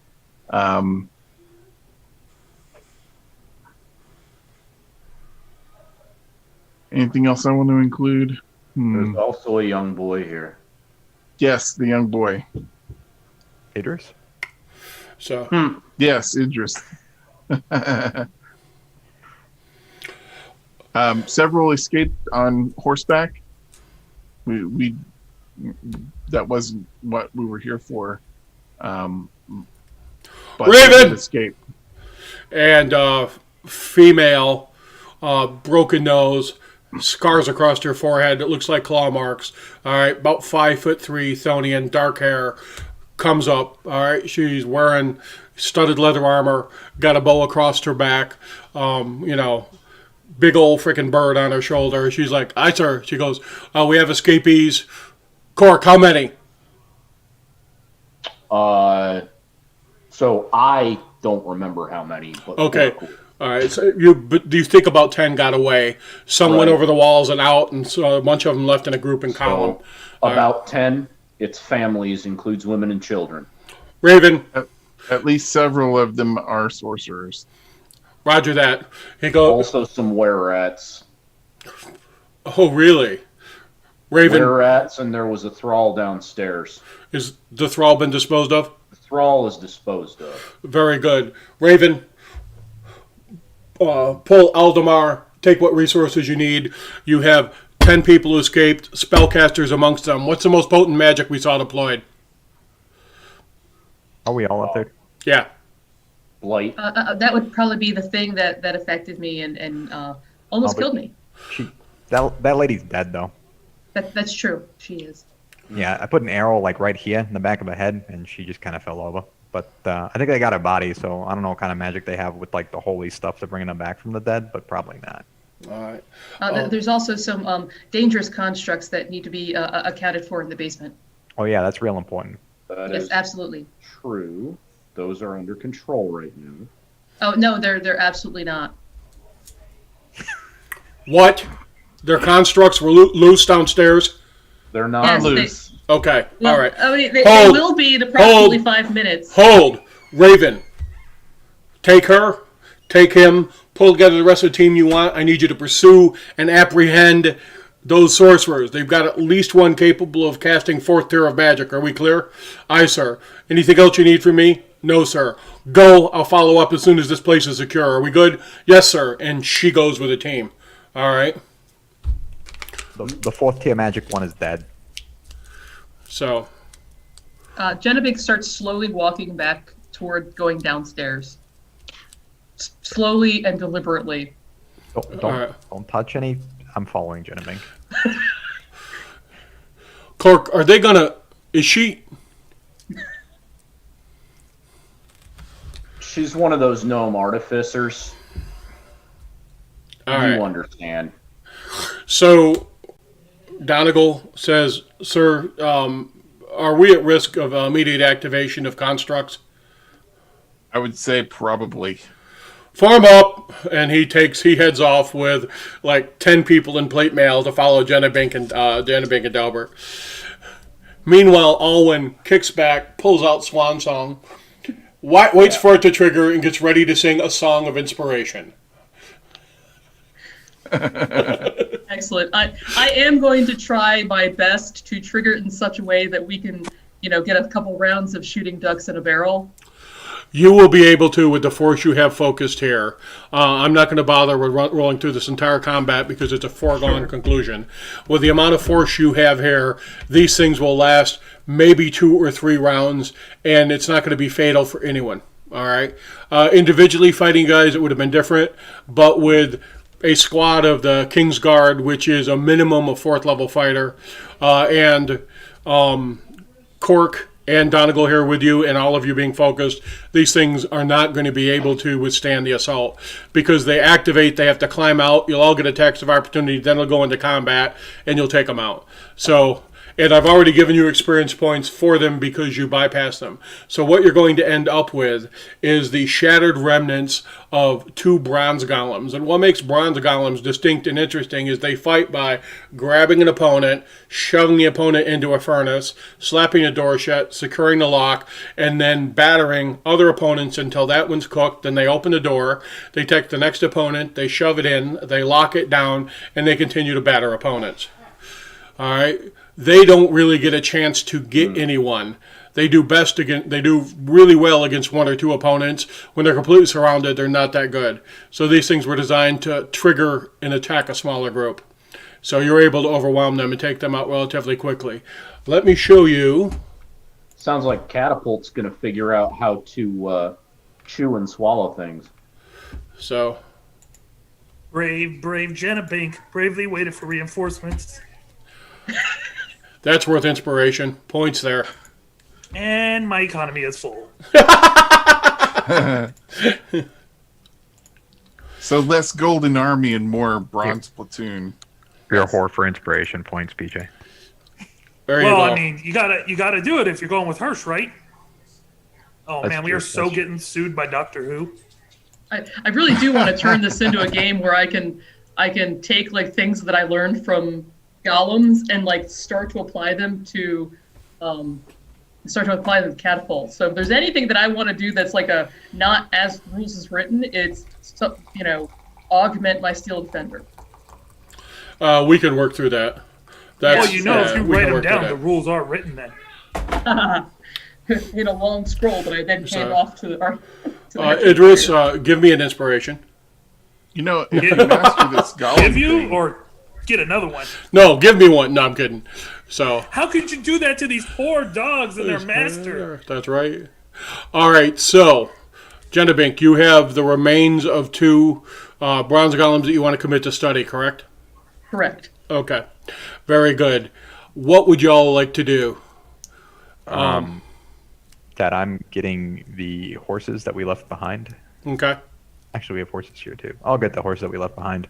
And there appears to be a cart that was not burned down to the southeast. There is. That card is available. Would you like to secure horses to it and load it with what you find? I would like to secure horses to it and load it with what we found. Okay. And start putting that golem stuff in there. Yeah. yes, So, all right, what we're going to do, folks, then, is I'm going to assume vacate the premises. you're going to take everything and head back to Blackmore at this point. Is that correct? Correct. All right, very, very good. All right, well, what I'm going to suggest we do, we had a disruptive and late start because of the Streamlabs update. So what we're going to do is we're going to take our 15-minute break here. And are you guys good play until about 6:30, maybe a little bit later today, or do we want to? Okay. So we'll play a little bit longer because we lost some time today because of the issues we had with the audio on the front end. So Yeah. Plus, we have to level our characters. That's So- true. We do have to level our characters. yeah, After no. CAD distributes all of the. Yeah, you have to level to fit, right? Yeah, that's right. Yeah. So, yeah, you've got 15th? 1-5? No. experience points will be dispersed to you during this part of the adventure. Also, yes, they will. All right. For a split second, I thought I was going to hear deducted, but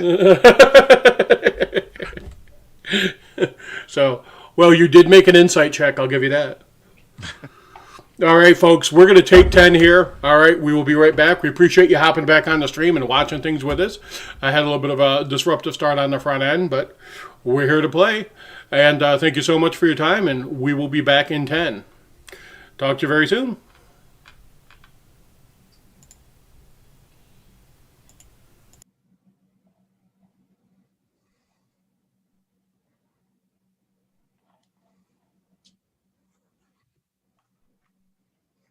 Cool. Cool.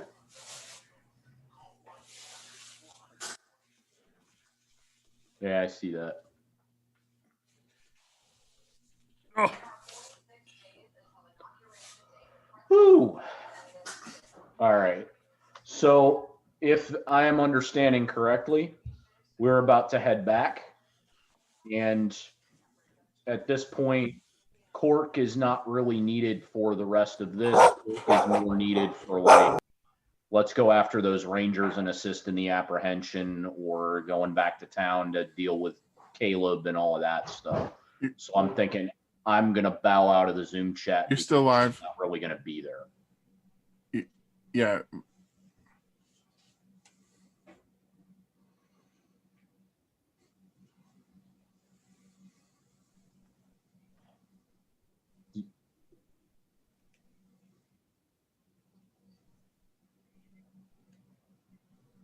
Okay. Okay. I will think about that and send you some notes on how that training works.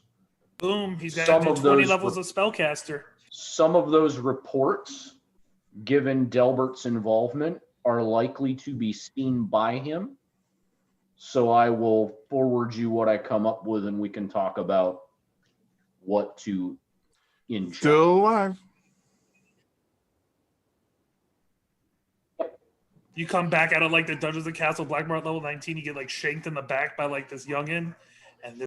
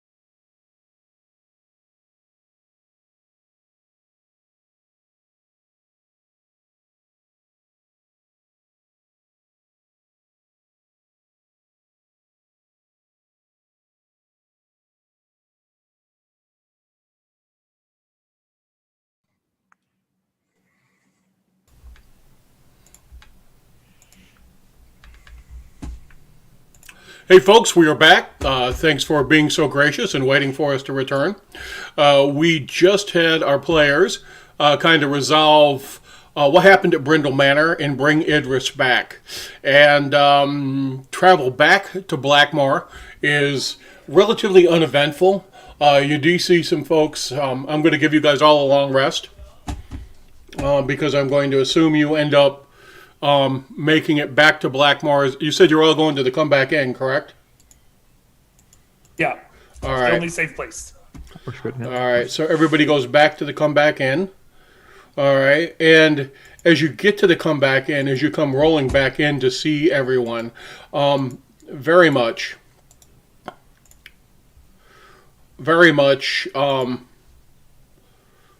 Bats is worried about you. Bats sees you coming in, and he's like, "Well, we heard y'all had to leave the city." And he says, "Idris, you look like 15 yards a long road."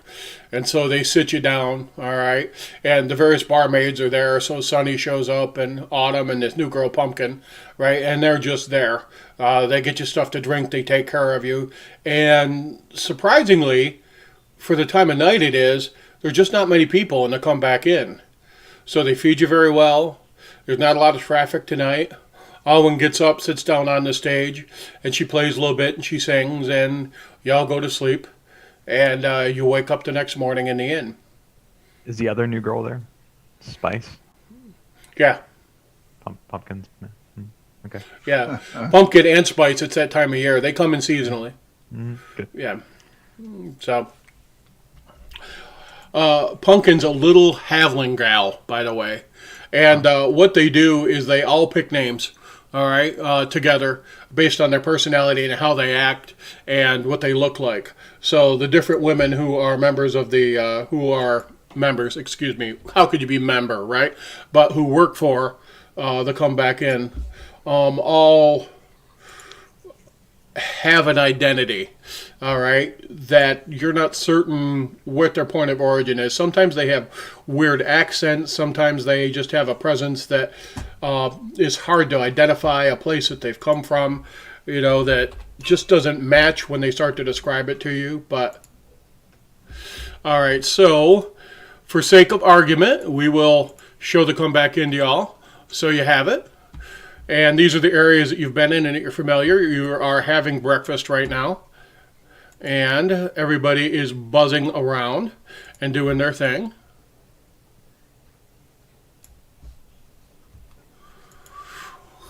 All right. You're having breakfast. You woke back up. All right. You're sitting around the table downstairs. Arwen is with you. What you saw is Cork took Caleb and left with Donegal, and they went off in pursuit of Cork's family. And what Cork and Donegal told Caleb is that, listen, we're going to go see how many of these people we can save. And we're bringing you with us so we can show you it's not about murdering folks. It's about restraining folks and trying to bring them into the light. And so they gave him the speech. And you don't know if Caleb bought it, but they very much wanted Caleb to see who they were, see how they operated, and understand. And, Caleb wasn't buying it, but he wasn't fully resisting it, if that makes any sense. So, you're sitting at a table. You are there. What would you like to do? Have breakfast. Yes, among other things. I have thanks to our very carefully calculated deconstruction and deactivation of those golems, I have a lot of research material.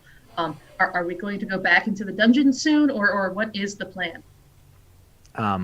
Well, seeing what we see now, I think it would probably be wise to go in the dungeons because the stuff that keeps coming out of there is bad, like real bad. I mean, they got Idris and did stuff to him. Did they ever fix that, by the way, Idris? You see Idris is using the cheapest cutlery he can find, like copper. He also converted all of his silver out to he's only got 4 silver left. He's only got copper, gold, and electrum right now. So we need to take you to get that fixed still? Yeah. Yeah, and Jenna Binks got it too. Who Oh, were you? Oh, Yeah, Jenna Bink blew a saving throw versus the lycanthropy. warehouse. In the Yeah. You know warehouse. what? Didn't we? I didn't think she did. We did the test. Alwyn's failed it. yeah. Alwyn favorite. Oh, that's right. Alwyn's like, so But dear. then you got bit while That's we were right, I'm sorry. downstairs. Weren't you paying attention? You were I like, don't left us alone. So- Penny and all them were gone, and we just came on you like a bunch of zombies. So, it's true. He bit me. It was kind of okay. Well, So- I'm glad you're getting fucked by him because he's been fucking all of us for like the last 3 months. So So, I believe there's two different connotations of that word floating around. I really do not like the overloaded terms that we use. I mean, if you're going to say that people are having sexual intercourse, that's fine, and we should do that. But to say it so crudely, I mean, really, be distinguishing with your language there, Penny. Yeah, it's made love. But there's no making of anything unless, oh, please, Elvin, tell me that That's you're doing not contraception. always true. yeah. So what I was saying was we need to get like something to extract the dirty rat thing inside them because that's terrible. Probably. oh, That much is true. I There think, should be some Or we curses could here. go to the priestess of Sequin who owes us a favor. Inquisitor Dodwick will take care of it, and he's going to have to. I think one of the issues we've got is this is a matter for the Cabal because it involves the Egg of Coot. If this was just were rats, then absolutely the priest could take care of it. But because these folks were also infected, dominated, possessed, whatever, by the Coot, we're going to have to go to the Inquisition. Yeah. So we should probably do that today or something because I don't know about you guys, but I don't want to wake up like I don't know a couple of days from now when the next full moon goes around and then you guys get all bitey and I gotta get all stabby. I'll hold out the silver dagger. I think that would probably be bad for everybody involved. I have considered certain activities that are nocturnal, what those would be like if we were changing shape. But I think there's probably other ways for us to get there, dear, that don't involve, curses and possession. What do you think? Curses and possession has been my family's trade all my life. Yeah, about that. What do you think's going on with your dad?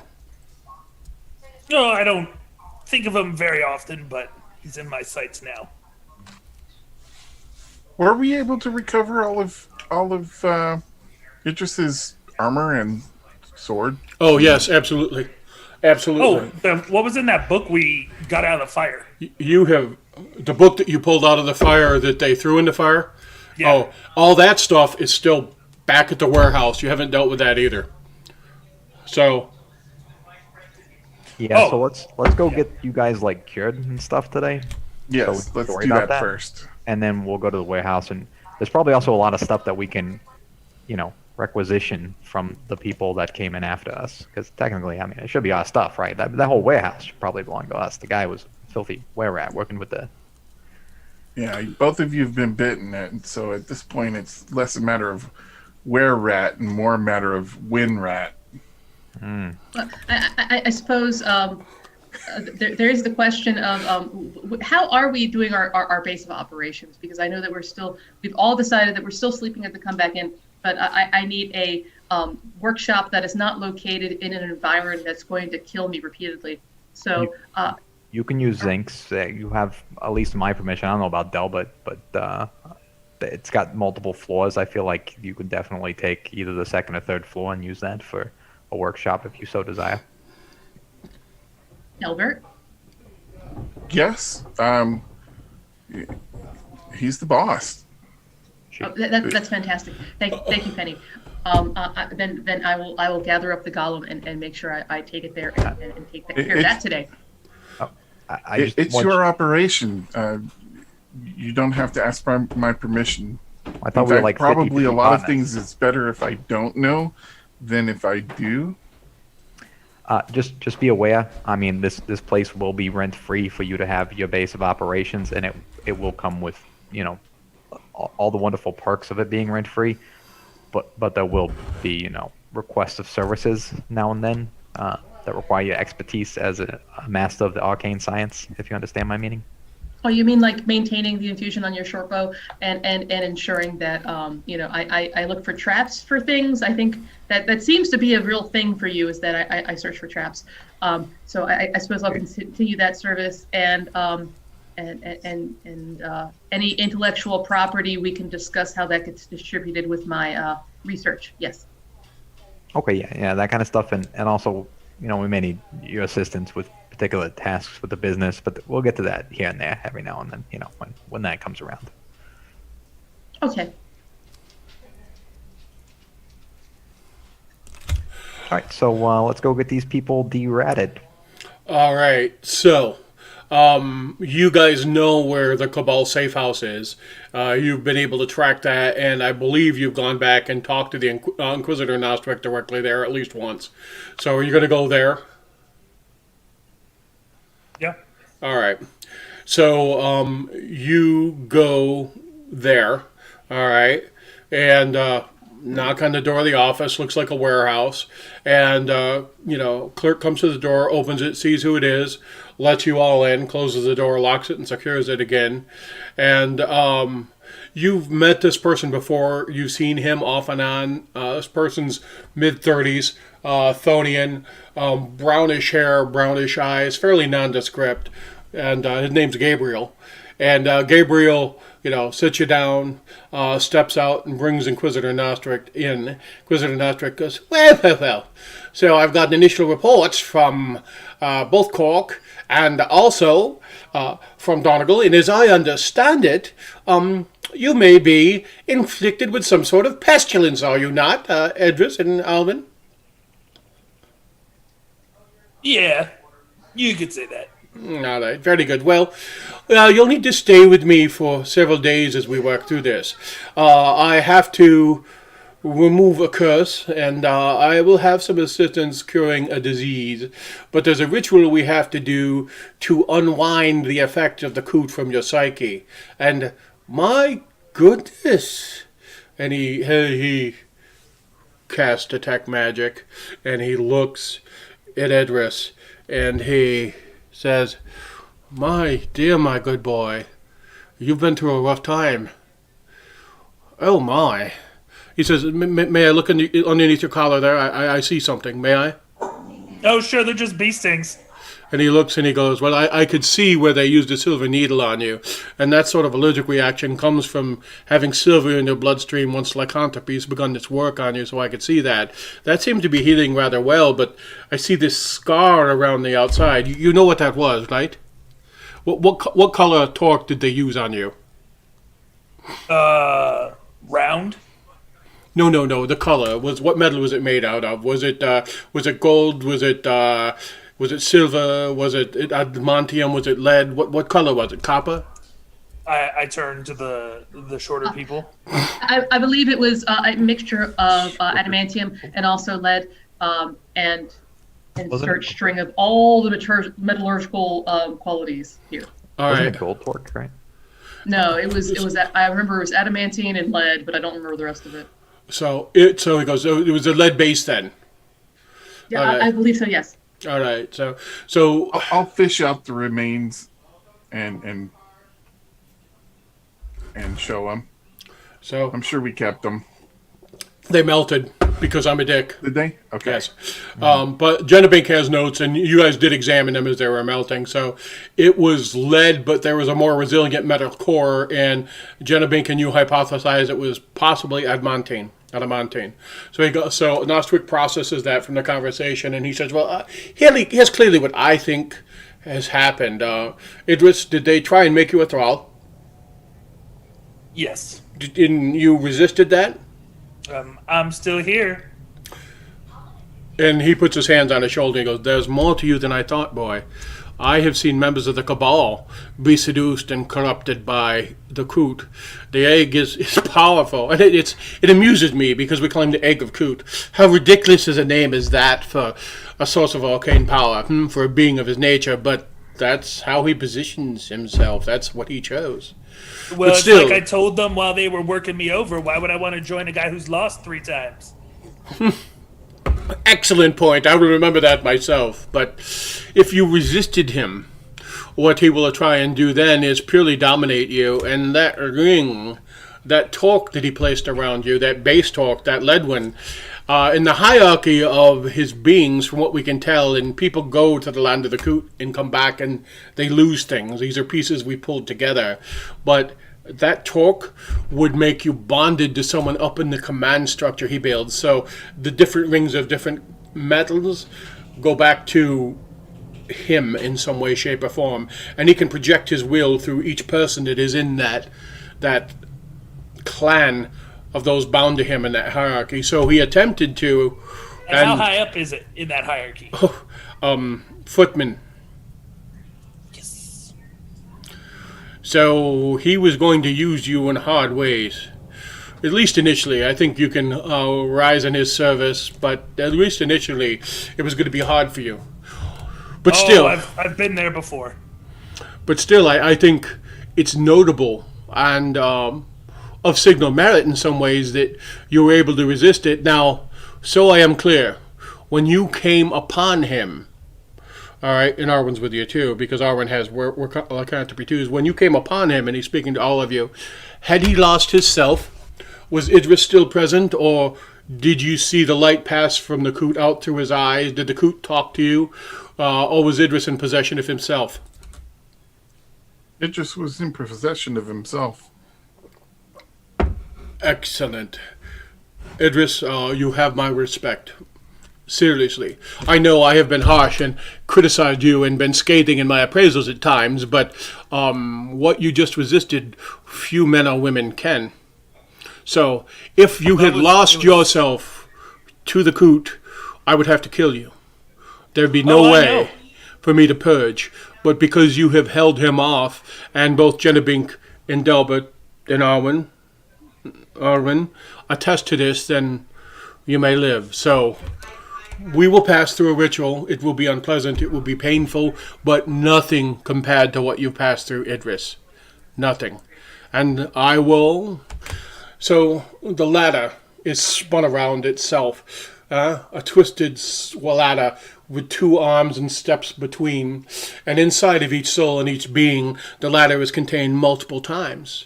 And when the Coot, or when lycanthropy, steps within, it breaks and twists the ladder and reaches down into its steps and unwinds things and causes a fundamental change in who you are. So what I must now do is I must look back down the stairway of yourself. I must follow the ladder down to its origin, and I must rebuild magically the ark and bring you back to your original form.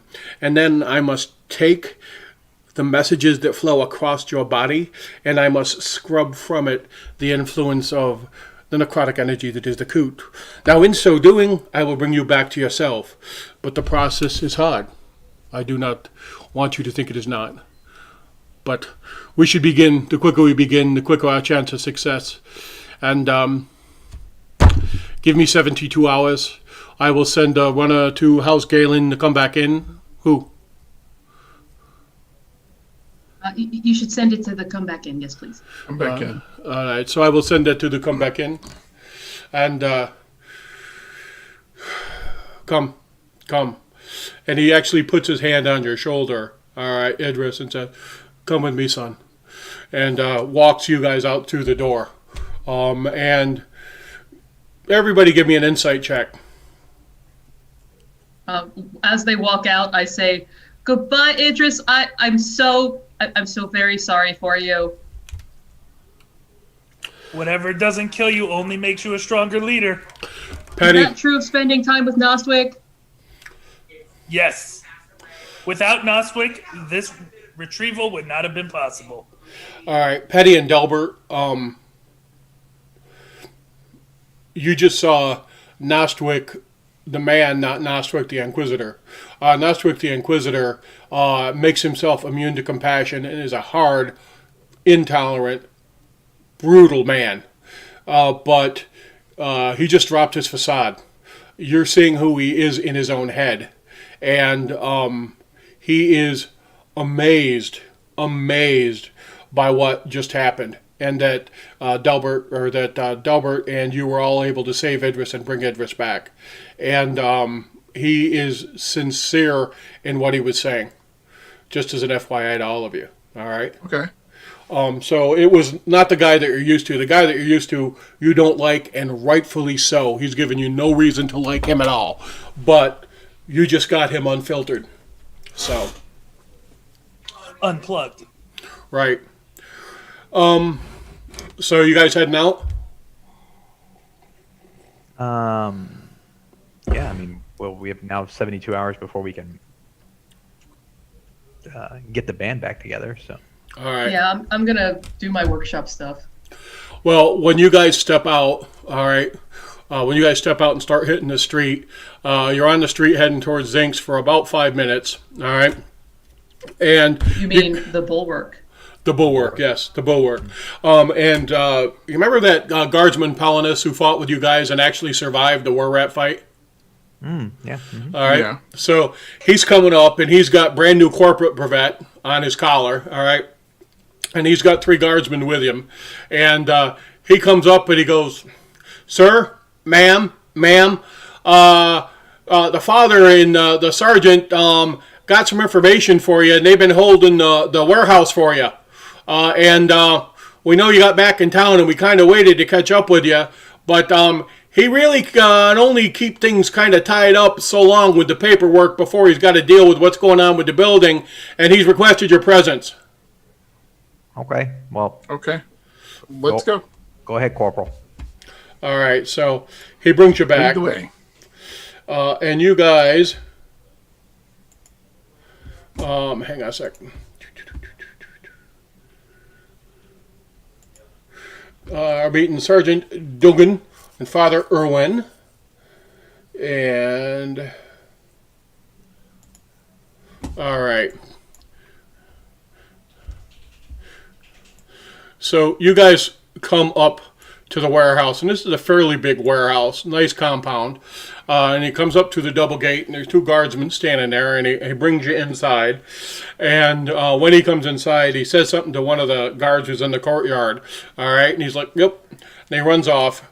And Father Irwin comes out immediately, and he walks forward, and he hugs Delbert, puts his hands on his shoulder, and he just hugs you, right? Because when you were down, when you were bleeding, right? When you got knocked down, he ran in, took an attack, stood you back up, and then fought beside you until you could get stabilized, and then he cut straight in to fight and save everybody else too. So he's glad to see you, and he genuinely likes Delbert Galen.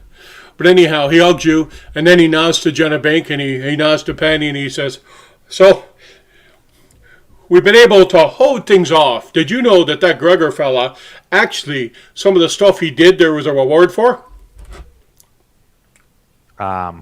No, but you now have my attention. Well, here's the gig. So you got 2 choices. We figured you'd take option 2, but I'm going to lay it out for you. You could straight 1,000 gold piece coins for helping us break up his smuggling ring, or you could seize the goods in the warehouse, which I'm thinking are worth somewhere around about 4,000 gold pieces raw, but you're going to have to sell them and deal with that. Let's Yeah, take option B. Yeah, option 2 sounds good. Yeah. So, well, all right, let's talk you through it. So, Katrine, would you start the counter so I know when I can go back to using field jargon again? We have redeemed from the stream, no cursing for 10 minutes. I will not be able to make tools work during that time. All right. Here's what you all find. All right. First of all, technically, that wand of magic missile belonged to this parcel, so you've got that.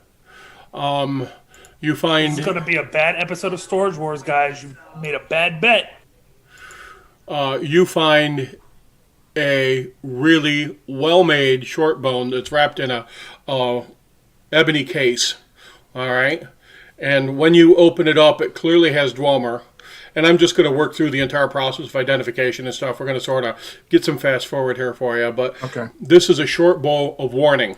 It counts as a magical weapon. It doesn't give you a plus to work, but what it does is This magic weapon warns you of danger. While the weapon is on your person, you have advantage on initiative rolls. In addition, you and any of your companions within 30 feet of you can't be surprised except when incapacitated by something other than non-magical sleep. So although you don't get a bonus to hit with it, if you use it, it has other benefits. It functions like a trident of warning, but it's a short bow. Then you guys find a potion of climbing, some other things, and then a bunch of stuff like 450 yards of canvas, a chrysoberyl gem, 50 gallons of cider, 10 pounds of cinnamon, pound of cloves, 15 pounds of copper bars, 15 pounds of copper wire, a big piece of coral, 100 yards of cotton cloth, 650 pounds of flour, some garnets, 30 pounds of ginger, 200 pounds of iron ore, some jade, some pieces of jet, 100 yards of linen, 50 pounds of nickel or a pearl. That potion of climbing I mentioned, 250 pounds of mixed pottery, 3,500 hemp rope. And now you see, when you're looking at the pottery, you can see that they smuggled it in using these boxes, using this place. So they were smuggling everything in through there. 850 pounds of salt, 300 pounds of salt pork, 200 gallons of Thonian red, 800 pounds of wheat, and 175 pounds of raw wool. So also you find 1,512 gold pieces, 10 platinum pieces, 230 silver pieces that are locked in an airtight little chest, and 275 copper pieces. I'm going to drop all those items over into your supply. And it occurs to you that you might have a place to sell a lot of this stuff now. At the bulwark. Yes. And if you Bulwark. click on any of the items like the canvas, it'll show you the canvas is in yards. There's 450 pounds of it. It's 450 units of it. Its weight is 2 pounds a unit, and it's a silver piece a yard. So I've broken out all those items so you have exactly what their values are. All right. So, and Genebank, as you're going through it, things like the nickel and the iron ore and the copper wire, there's several things there that are high utility for you in terms of being able to use them in support of your studies. I'm just very excited that I no longer have to waste an infusion on Penny's short bow, and now I will have that back. Think about that. And I think Well, we're good for Horde Night. But you have a magical short bow now. Why would you still need my infusion? But +1 to attack and damage. Why are you taking that away from me? What did I do to you, Genevieve? You only can have one. You can only have one weapon active at a time. If not holding the short bow of warning in your hand and using it, you don't get the benefit of initiative, nor do you get the immunity to being surprised. So you're going to have to go. But actually, to Penny / Matt's point, I can put the infusion on the short bow of warning. You could if you wanted to. Yeah, absolutely. Well, because you. Oh yeah, it just says you just have guilted to have me the so bow on nicely, you. Penny. Because what? Because you guilted me so nicely, I suppose that yes, I'll maintain the infusion, but I'll switch it. You'll have to give me the short bow of warning tonight, so I can fix that. Yeah, we can do that. And I can assume that I can keep the things that are useful for my workshop. Well, I would expect nothing less. I mean, if you can use that kind of stuff in your workshop and set up that floor, and that floor is yours to do, and any of this stuff that we found in the warehouse that you think you can make into arcane science-y things, I have no problem with it. I have no qualms. I'm sure Idris, even though he's not here in spirit for the next 72 hours, will be fine with it as well. I mean, I really do feel bad for Idris. I mean, who really wants to spend 72 hours with Nosvik? I mean, he has his squeeze with him too, so that's probably something. That's true. No. No, don't think okay. about it. Yeah, don't Yeah, think. no. Mm-hmm. Copper bars They're and both copper wire. rituals. What you were thinking? They're both rituals. Yeah. There So you go. Tad, converting this stuff into gold, how do you want us to go about that? There's two things for you to do. We can take the trade goods and we can establish the margin you get off of it based on running your business and the rules that are provided in the DMG. All right, and also in Xanathars. So we can just use that as the investment you make, and the margin you deliver off of it, running your business will roll from month to month. Or you can just take it all and sell it bulk, and we can convert it to gold. All right. So, and trade goods maintain their full value, right? Yeah, Yeah. they're already set at full value. I was just Yeah. checking them. So you could just sell them at full value if you wanted to, or you could try and generate margin off of them using the running the business rules. Oh, and the only thing we have to pay attention to is whatever we don't want to sell, we just need to put on a character real quick. Yeah. Because when we do just convert to gold, it'll kill everything off. Right. So should we? I would also like to take a potion I used on an individual who was unconscious in the sewers earlier. You got it. So why don't you guys take a look at the specific items that you want, pull them off. There's a whole bunch of gems that you can sell there, or you can keep them in your pocket as just sort of easy to carry, high value loot when you're traveling if you want to do that.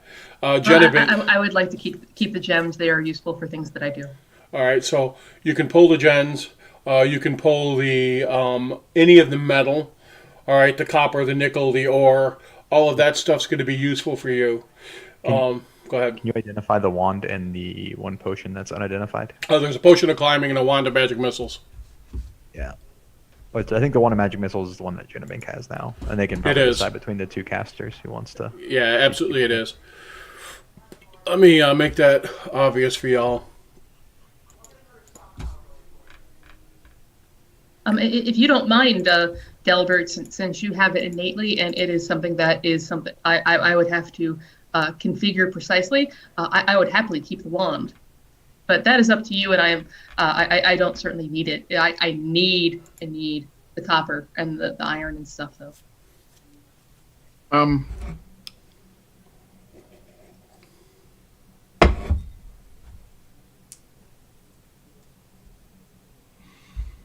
I did get the book,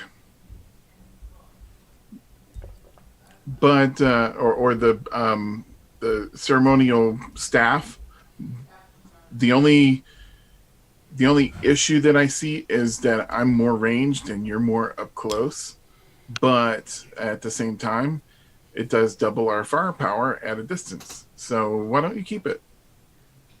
Well, I mean, I do have my spray gun of acid, and that does help at distance. But the nice thing about the magic missiles, as you've proven on several occasions now, is that nothing can really stop them except for a shield spell.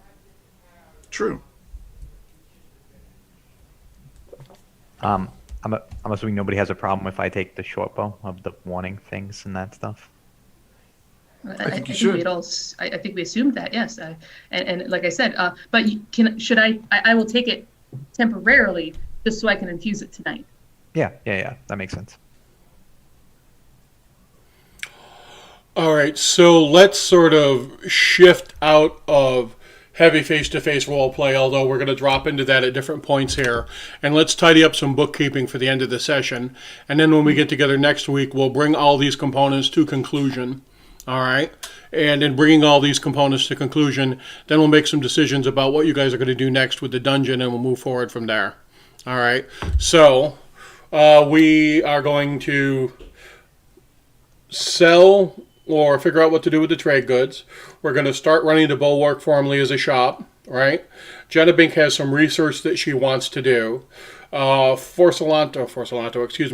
has to really figure out what items are in that staff, right? Correctly, what magic and stuff. And so you can plan. I'm going to show it to you a little bit ahead of time. And then we've got to figure out if there's any additional purchases we want to attempt to make. So just to nutshell it for you, I'm just going to list off some spells for you to give some ideas exactly what was going on there. Did you already take possession of it, Delbert? The staff, yes. All right. So let's see. Can you pop it open and see what is... Spells were there, yes. Okay. So there are some you've never seen before. All right. There are some that are distinct and unique, and you have no idea where they've come from. All right. And Acid Wind, what the hell is that? Right? So Tenacious Blade, never heard of that before. All right. So there's some things in there that are just not from this world. You're pretty clear of that. All right. And some of them Genebink might be able to learn. We'll have to look at that with a case by case basis, but there's definitely some spells in there. Now, it's a spell book. It's a focus. You can't really cast from it, but you're going to be able to increase your flexibility tremendously with that. You got the equivalent of a fourth level spell book from a seventh level caster, but you got a gem from an inquisitor who's from another plane, as near as you can tell. All right. Okay. So go ahead and take a look at those spells, plan what you want to do with them, and we will go from there. Sorry folks, we had a rough launch. We were having sound problems. There was an update to Streamlabs that when I fired up Streamlabs, it did it, and I didn't troubleshoot, and I should have troubleshooted. I also may be having a mechanical problem with this particular headset, which is a bummer if that's the case. But we should be good for next week. We're going to come in. We'll be the same time at 3 o'clock. And just before we close, I want to do something that I always do. I'm going to talk to everybody real briefly about what they found out about their character today, what they enjoyed, and what's changed for them and what they're looking forward for. And we ended with Idris at the beginning of the session, so we'll start with Idris now. PJ, talk to me about where Idris is, what you think you learned about him today, what you're looking forward to.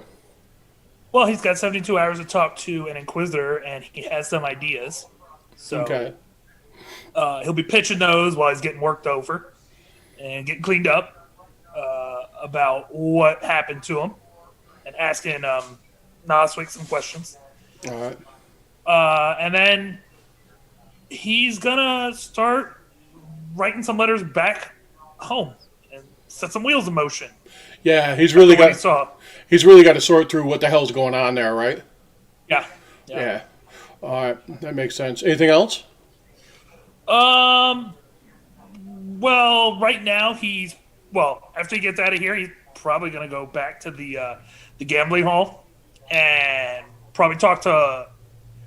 I don't know if there's any paladins there, but people higher up in the Hirsch's clergy. Yeah. So he gets a better idea of the tenets and figure out how he's going to have to put it all together. I think Annabelle, the person that owns the temple there, right? So you're going to just go touch base with some other folks at Hirsch and see what their experience was, try and get a feeling for that, right? Right, yeah, because if he comes out and he finds out there's all this stuff that's like goods, like food and things, then he may end up going to them and being like, hey, there's stuff here, and I'd take my share and just chuck it out that way. Okay, that makes sense. Yep. All right. Penny, where's Penny at? Penny is trying to probably liquidate these goods and make sure everyone is okay. Penny's also going to be attempting to purchase a small lead-lined box. Maybe like a half-foot by half-foot box that is lined with lead to prevent any inquisitors getting in her business. Yeah. I respect the learning curve that we're demonstrating here with Penny. It's just outstanding. So Penny puts all information that comes to her to exquisite use in character, I do have to say. So, I ran into something new, and now I'm figuring out how best to use that information to my advantage. so there's got to be a technical fix, right? So Yeah, there's got to be something that we can do to fix this. I mean, let me talk to some guys about some things. So where's Genebink at, Genebink? Genevieve is happy to have time to actually do research and get back to her arcane science roots. She's trying to figure out, now that she has these bronze golems and she had a chance to see them, for a few rounds at least, do their thing. So she's trying to figure out how to incorporate like steam breath or fire breath onto catapult and just go back to the original idea she had about the coop classes. So she will probably do her schedule for the next 72 hours, barring any other interruptions, is going to be come back in, breakfast, straight to her workshop at the Bulwark, and then work until who knows when, like maybe 11 midnight, and then come back in. So she's going to be a workaholic researcher right now. And you got to physically set up the warehouse too, or the workshop too. So you Right. need a little mini Right. forge. So you're gonna get ready and start research. I totally get that. That makes sense. So, all right, Delbert, where's Delbert at, Jimmy? Albert is putting off processing the fact that he's killed these kids. Probably not sleeping well. He probably did not sleep very well last night. And yeah, I think that he in the short term, the goal is to take a look at this spell book, this focus gem, and do some research. And you guys have the Thrall's Tome, but at this point with the Thrall's Tome, you've just set it down and went, WTF. Is that basically where we are? Oh, that actually needs to go. I don't want to touch that. I don't want to research that. That's going to the without Cabal? Yeah, I think the Cabal Okay. should probably. So you're going to walk into Inquisitor Nostric with that with tongs and go, hey, what is this? All right, I totally got it. That makes perfect sense. Yeah. I think that some external help on that one is definitely warranted. The other thing that we've got in the fire is getting this stuff sold in the business, which is going to take care of itself. But Delbert would definitely be concerned with. Excuse me. Damnity fuck. Very good. I'm good. Yeah, I just I now can use field jargon again, so I had you just throw it out. Go ahead. Field jargon. That's right. And I would have to at some point check on my family. Absolutely. And let. Damn it! Her name just escaped my mind. Oh, Jessup, right? Jessup, yeah. Let Jessup know that we got back safely, and yeah. So that's where I'm at. All right, so here's how we're going to play this out then. Next session, I want all of you to communicate me offline what sort of role-playing vignette you want, if you want one. All right, and I will be prepared for some specific conversations for each of you. All right. I also don't think you're going to be surprised that the fetch will be probably sending for you pretty quick also, right? No doubt. All right, so we're going to have some encapsulated one-on role-playing. We're going to resolve some downtime activities, very much using the mechanics of the system, and then they're going to prepare ourselves and perhaps begin going back down into the dungeons of Castle Blackmore to figure out what's next. Do we all feel like that's what you're ready for now? Is that where we are? Yes. All right. I agree with that. All right. Well, very good. I run a sandbox for you guys. You can go and do whatever you want, whenever you want. But there definitely are some narrative moments, some narrative issues that really need to be resolved. And I think you're all ready to do that, and I appreciate it.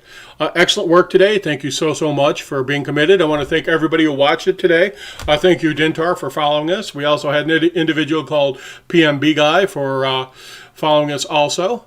And last thing we're going to do today is we're going to go raid fellow gamers and help them grow their team, grow their audience. Who do you think we should be heading out to, Jimmy? I have no idea who I would raid today. Let's rephrase it. Who would you like to fireball today? Fireball today. Fireball. Okay, who am I going to send a fireball to? I can probably answer that one a little better. Understood. There's a cat in there. Be careful with the underage fireballs, Delbert, in the future. I'm assuming that Delbert just, miscalculated the expansive Understood. radius of his fireball because, it was the first time he used it. No, now we know why the rest of the War Wizards' nickname for him was the Sizzler.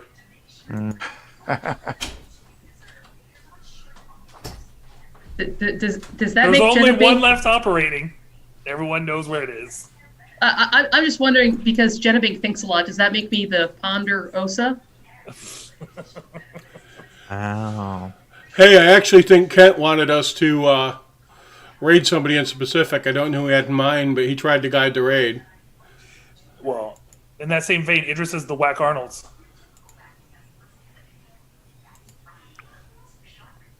Did you have someone specific?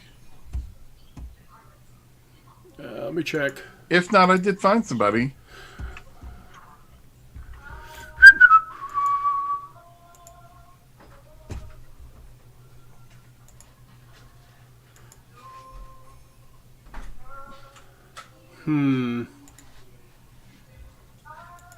Well, What Let's these see. role players, Heroes of the Storm. there is a guy named Kakaroto DM who is working on something to do with D&D 5th edition right now. So, hey, he wanted us to raid Chaos in the Sky. Is that guy open right now?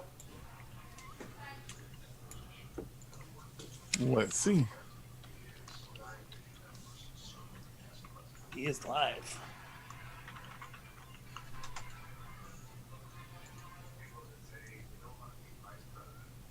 Yes, it looks like he's playing the Space Imposter game.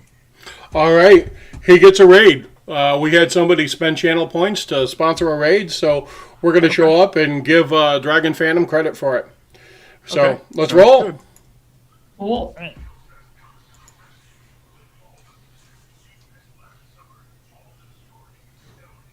Get your bits, son.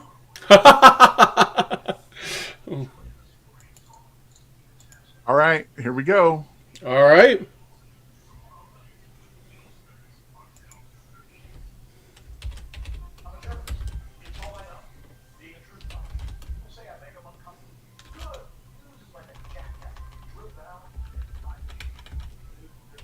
All right. I still have yet to play that game. I would require friends to play that game. It was on Jenna sale Bink- not too long Jenna ago.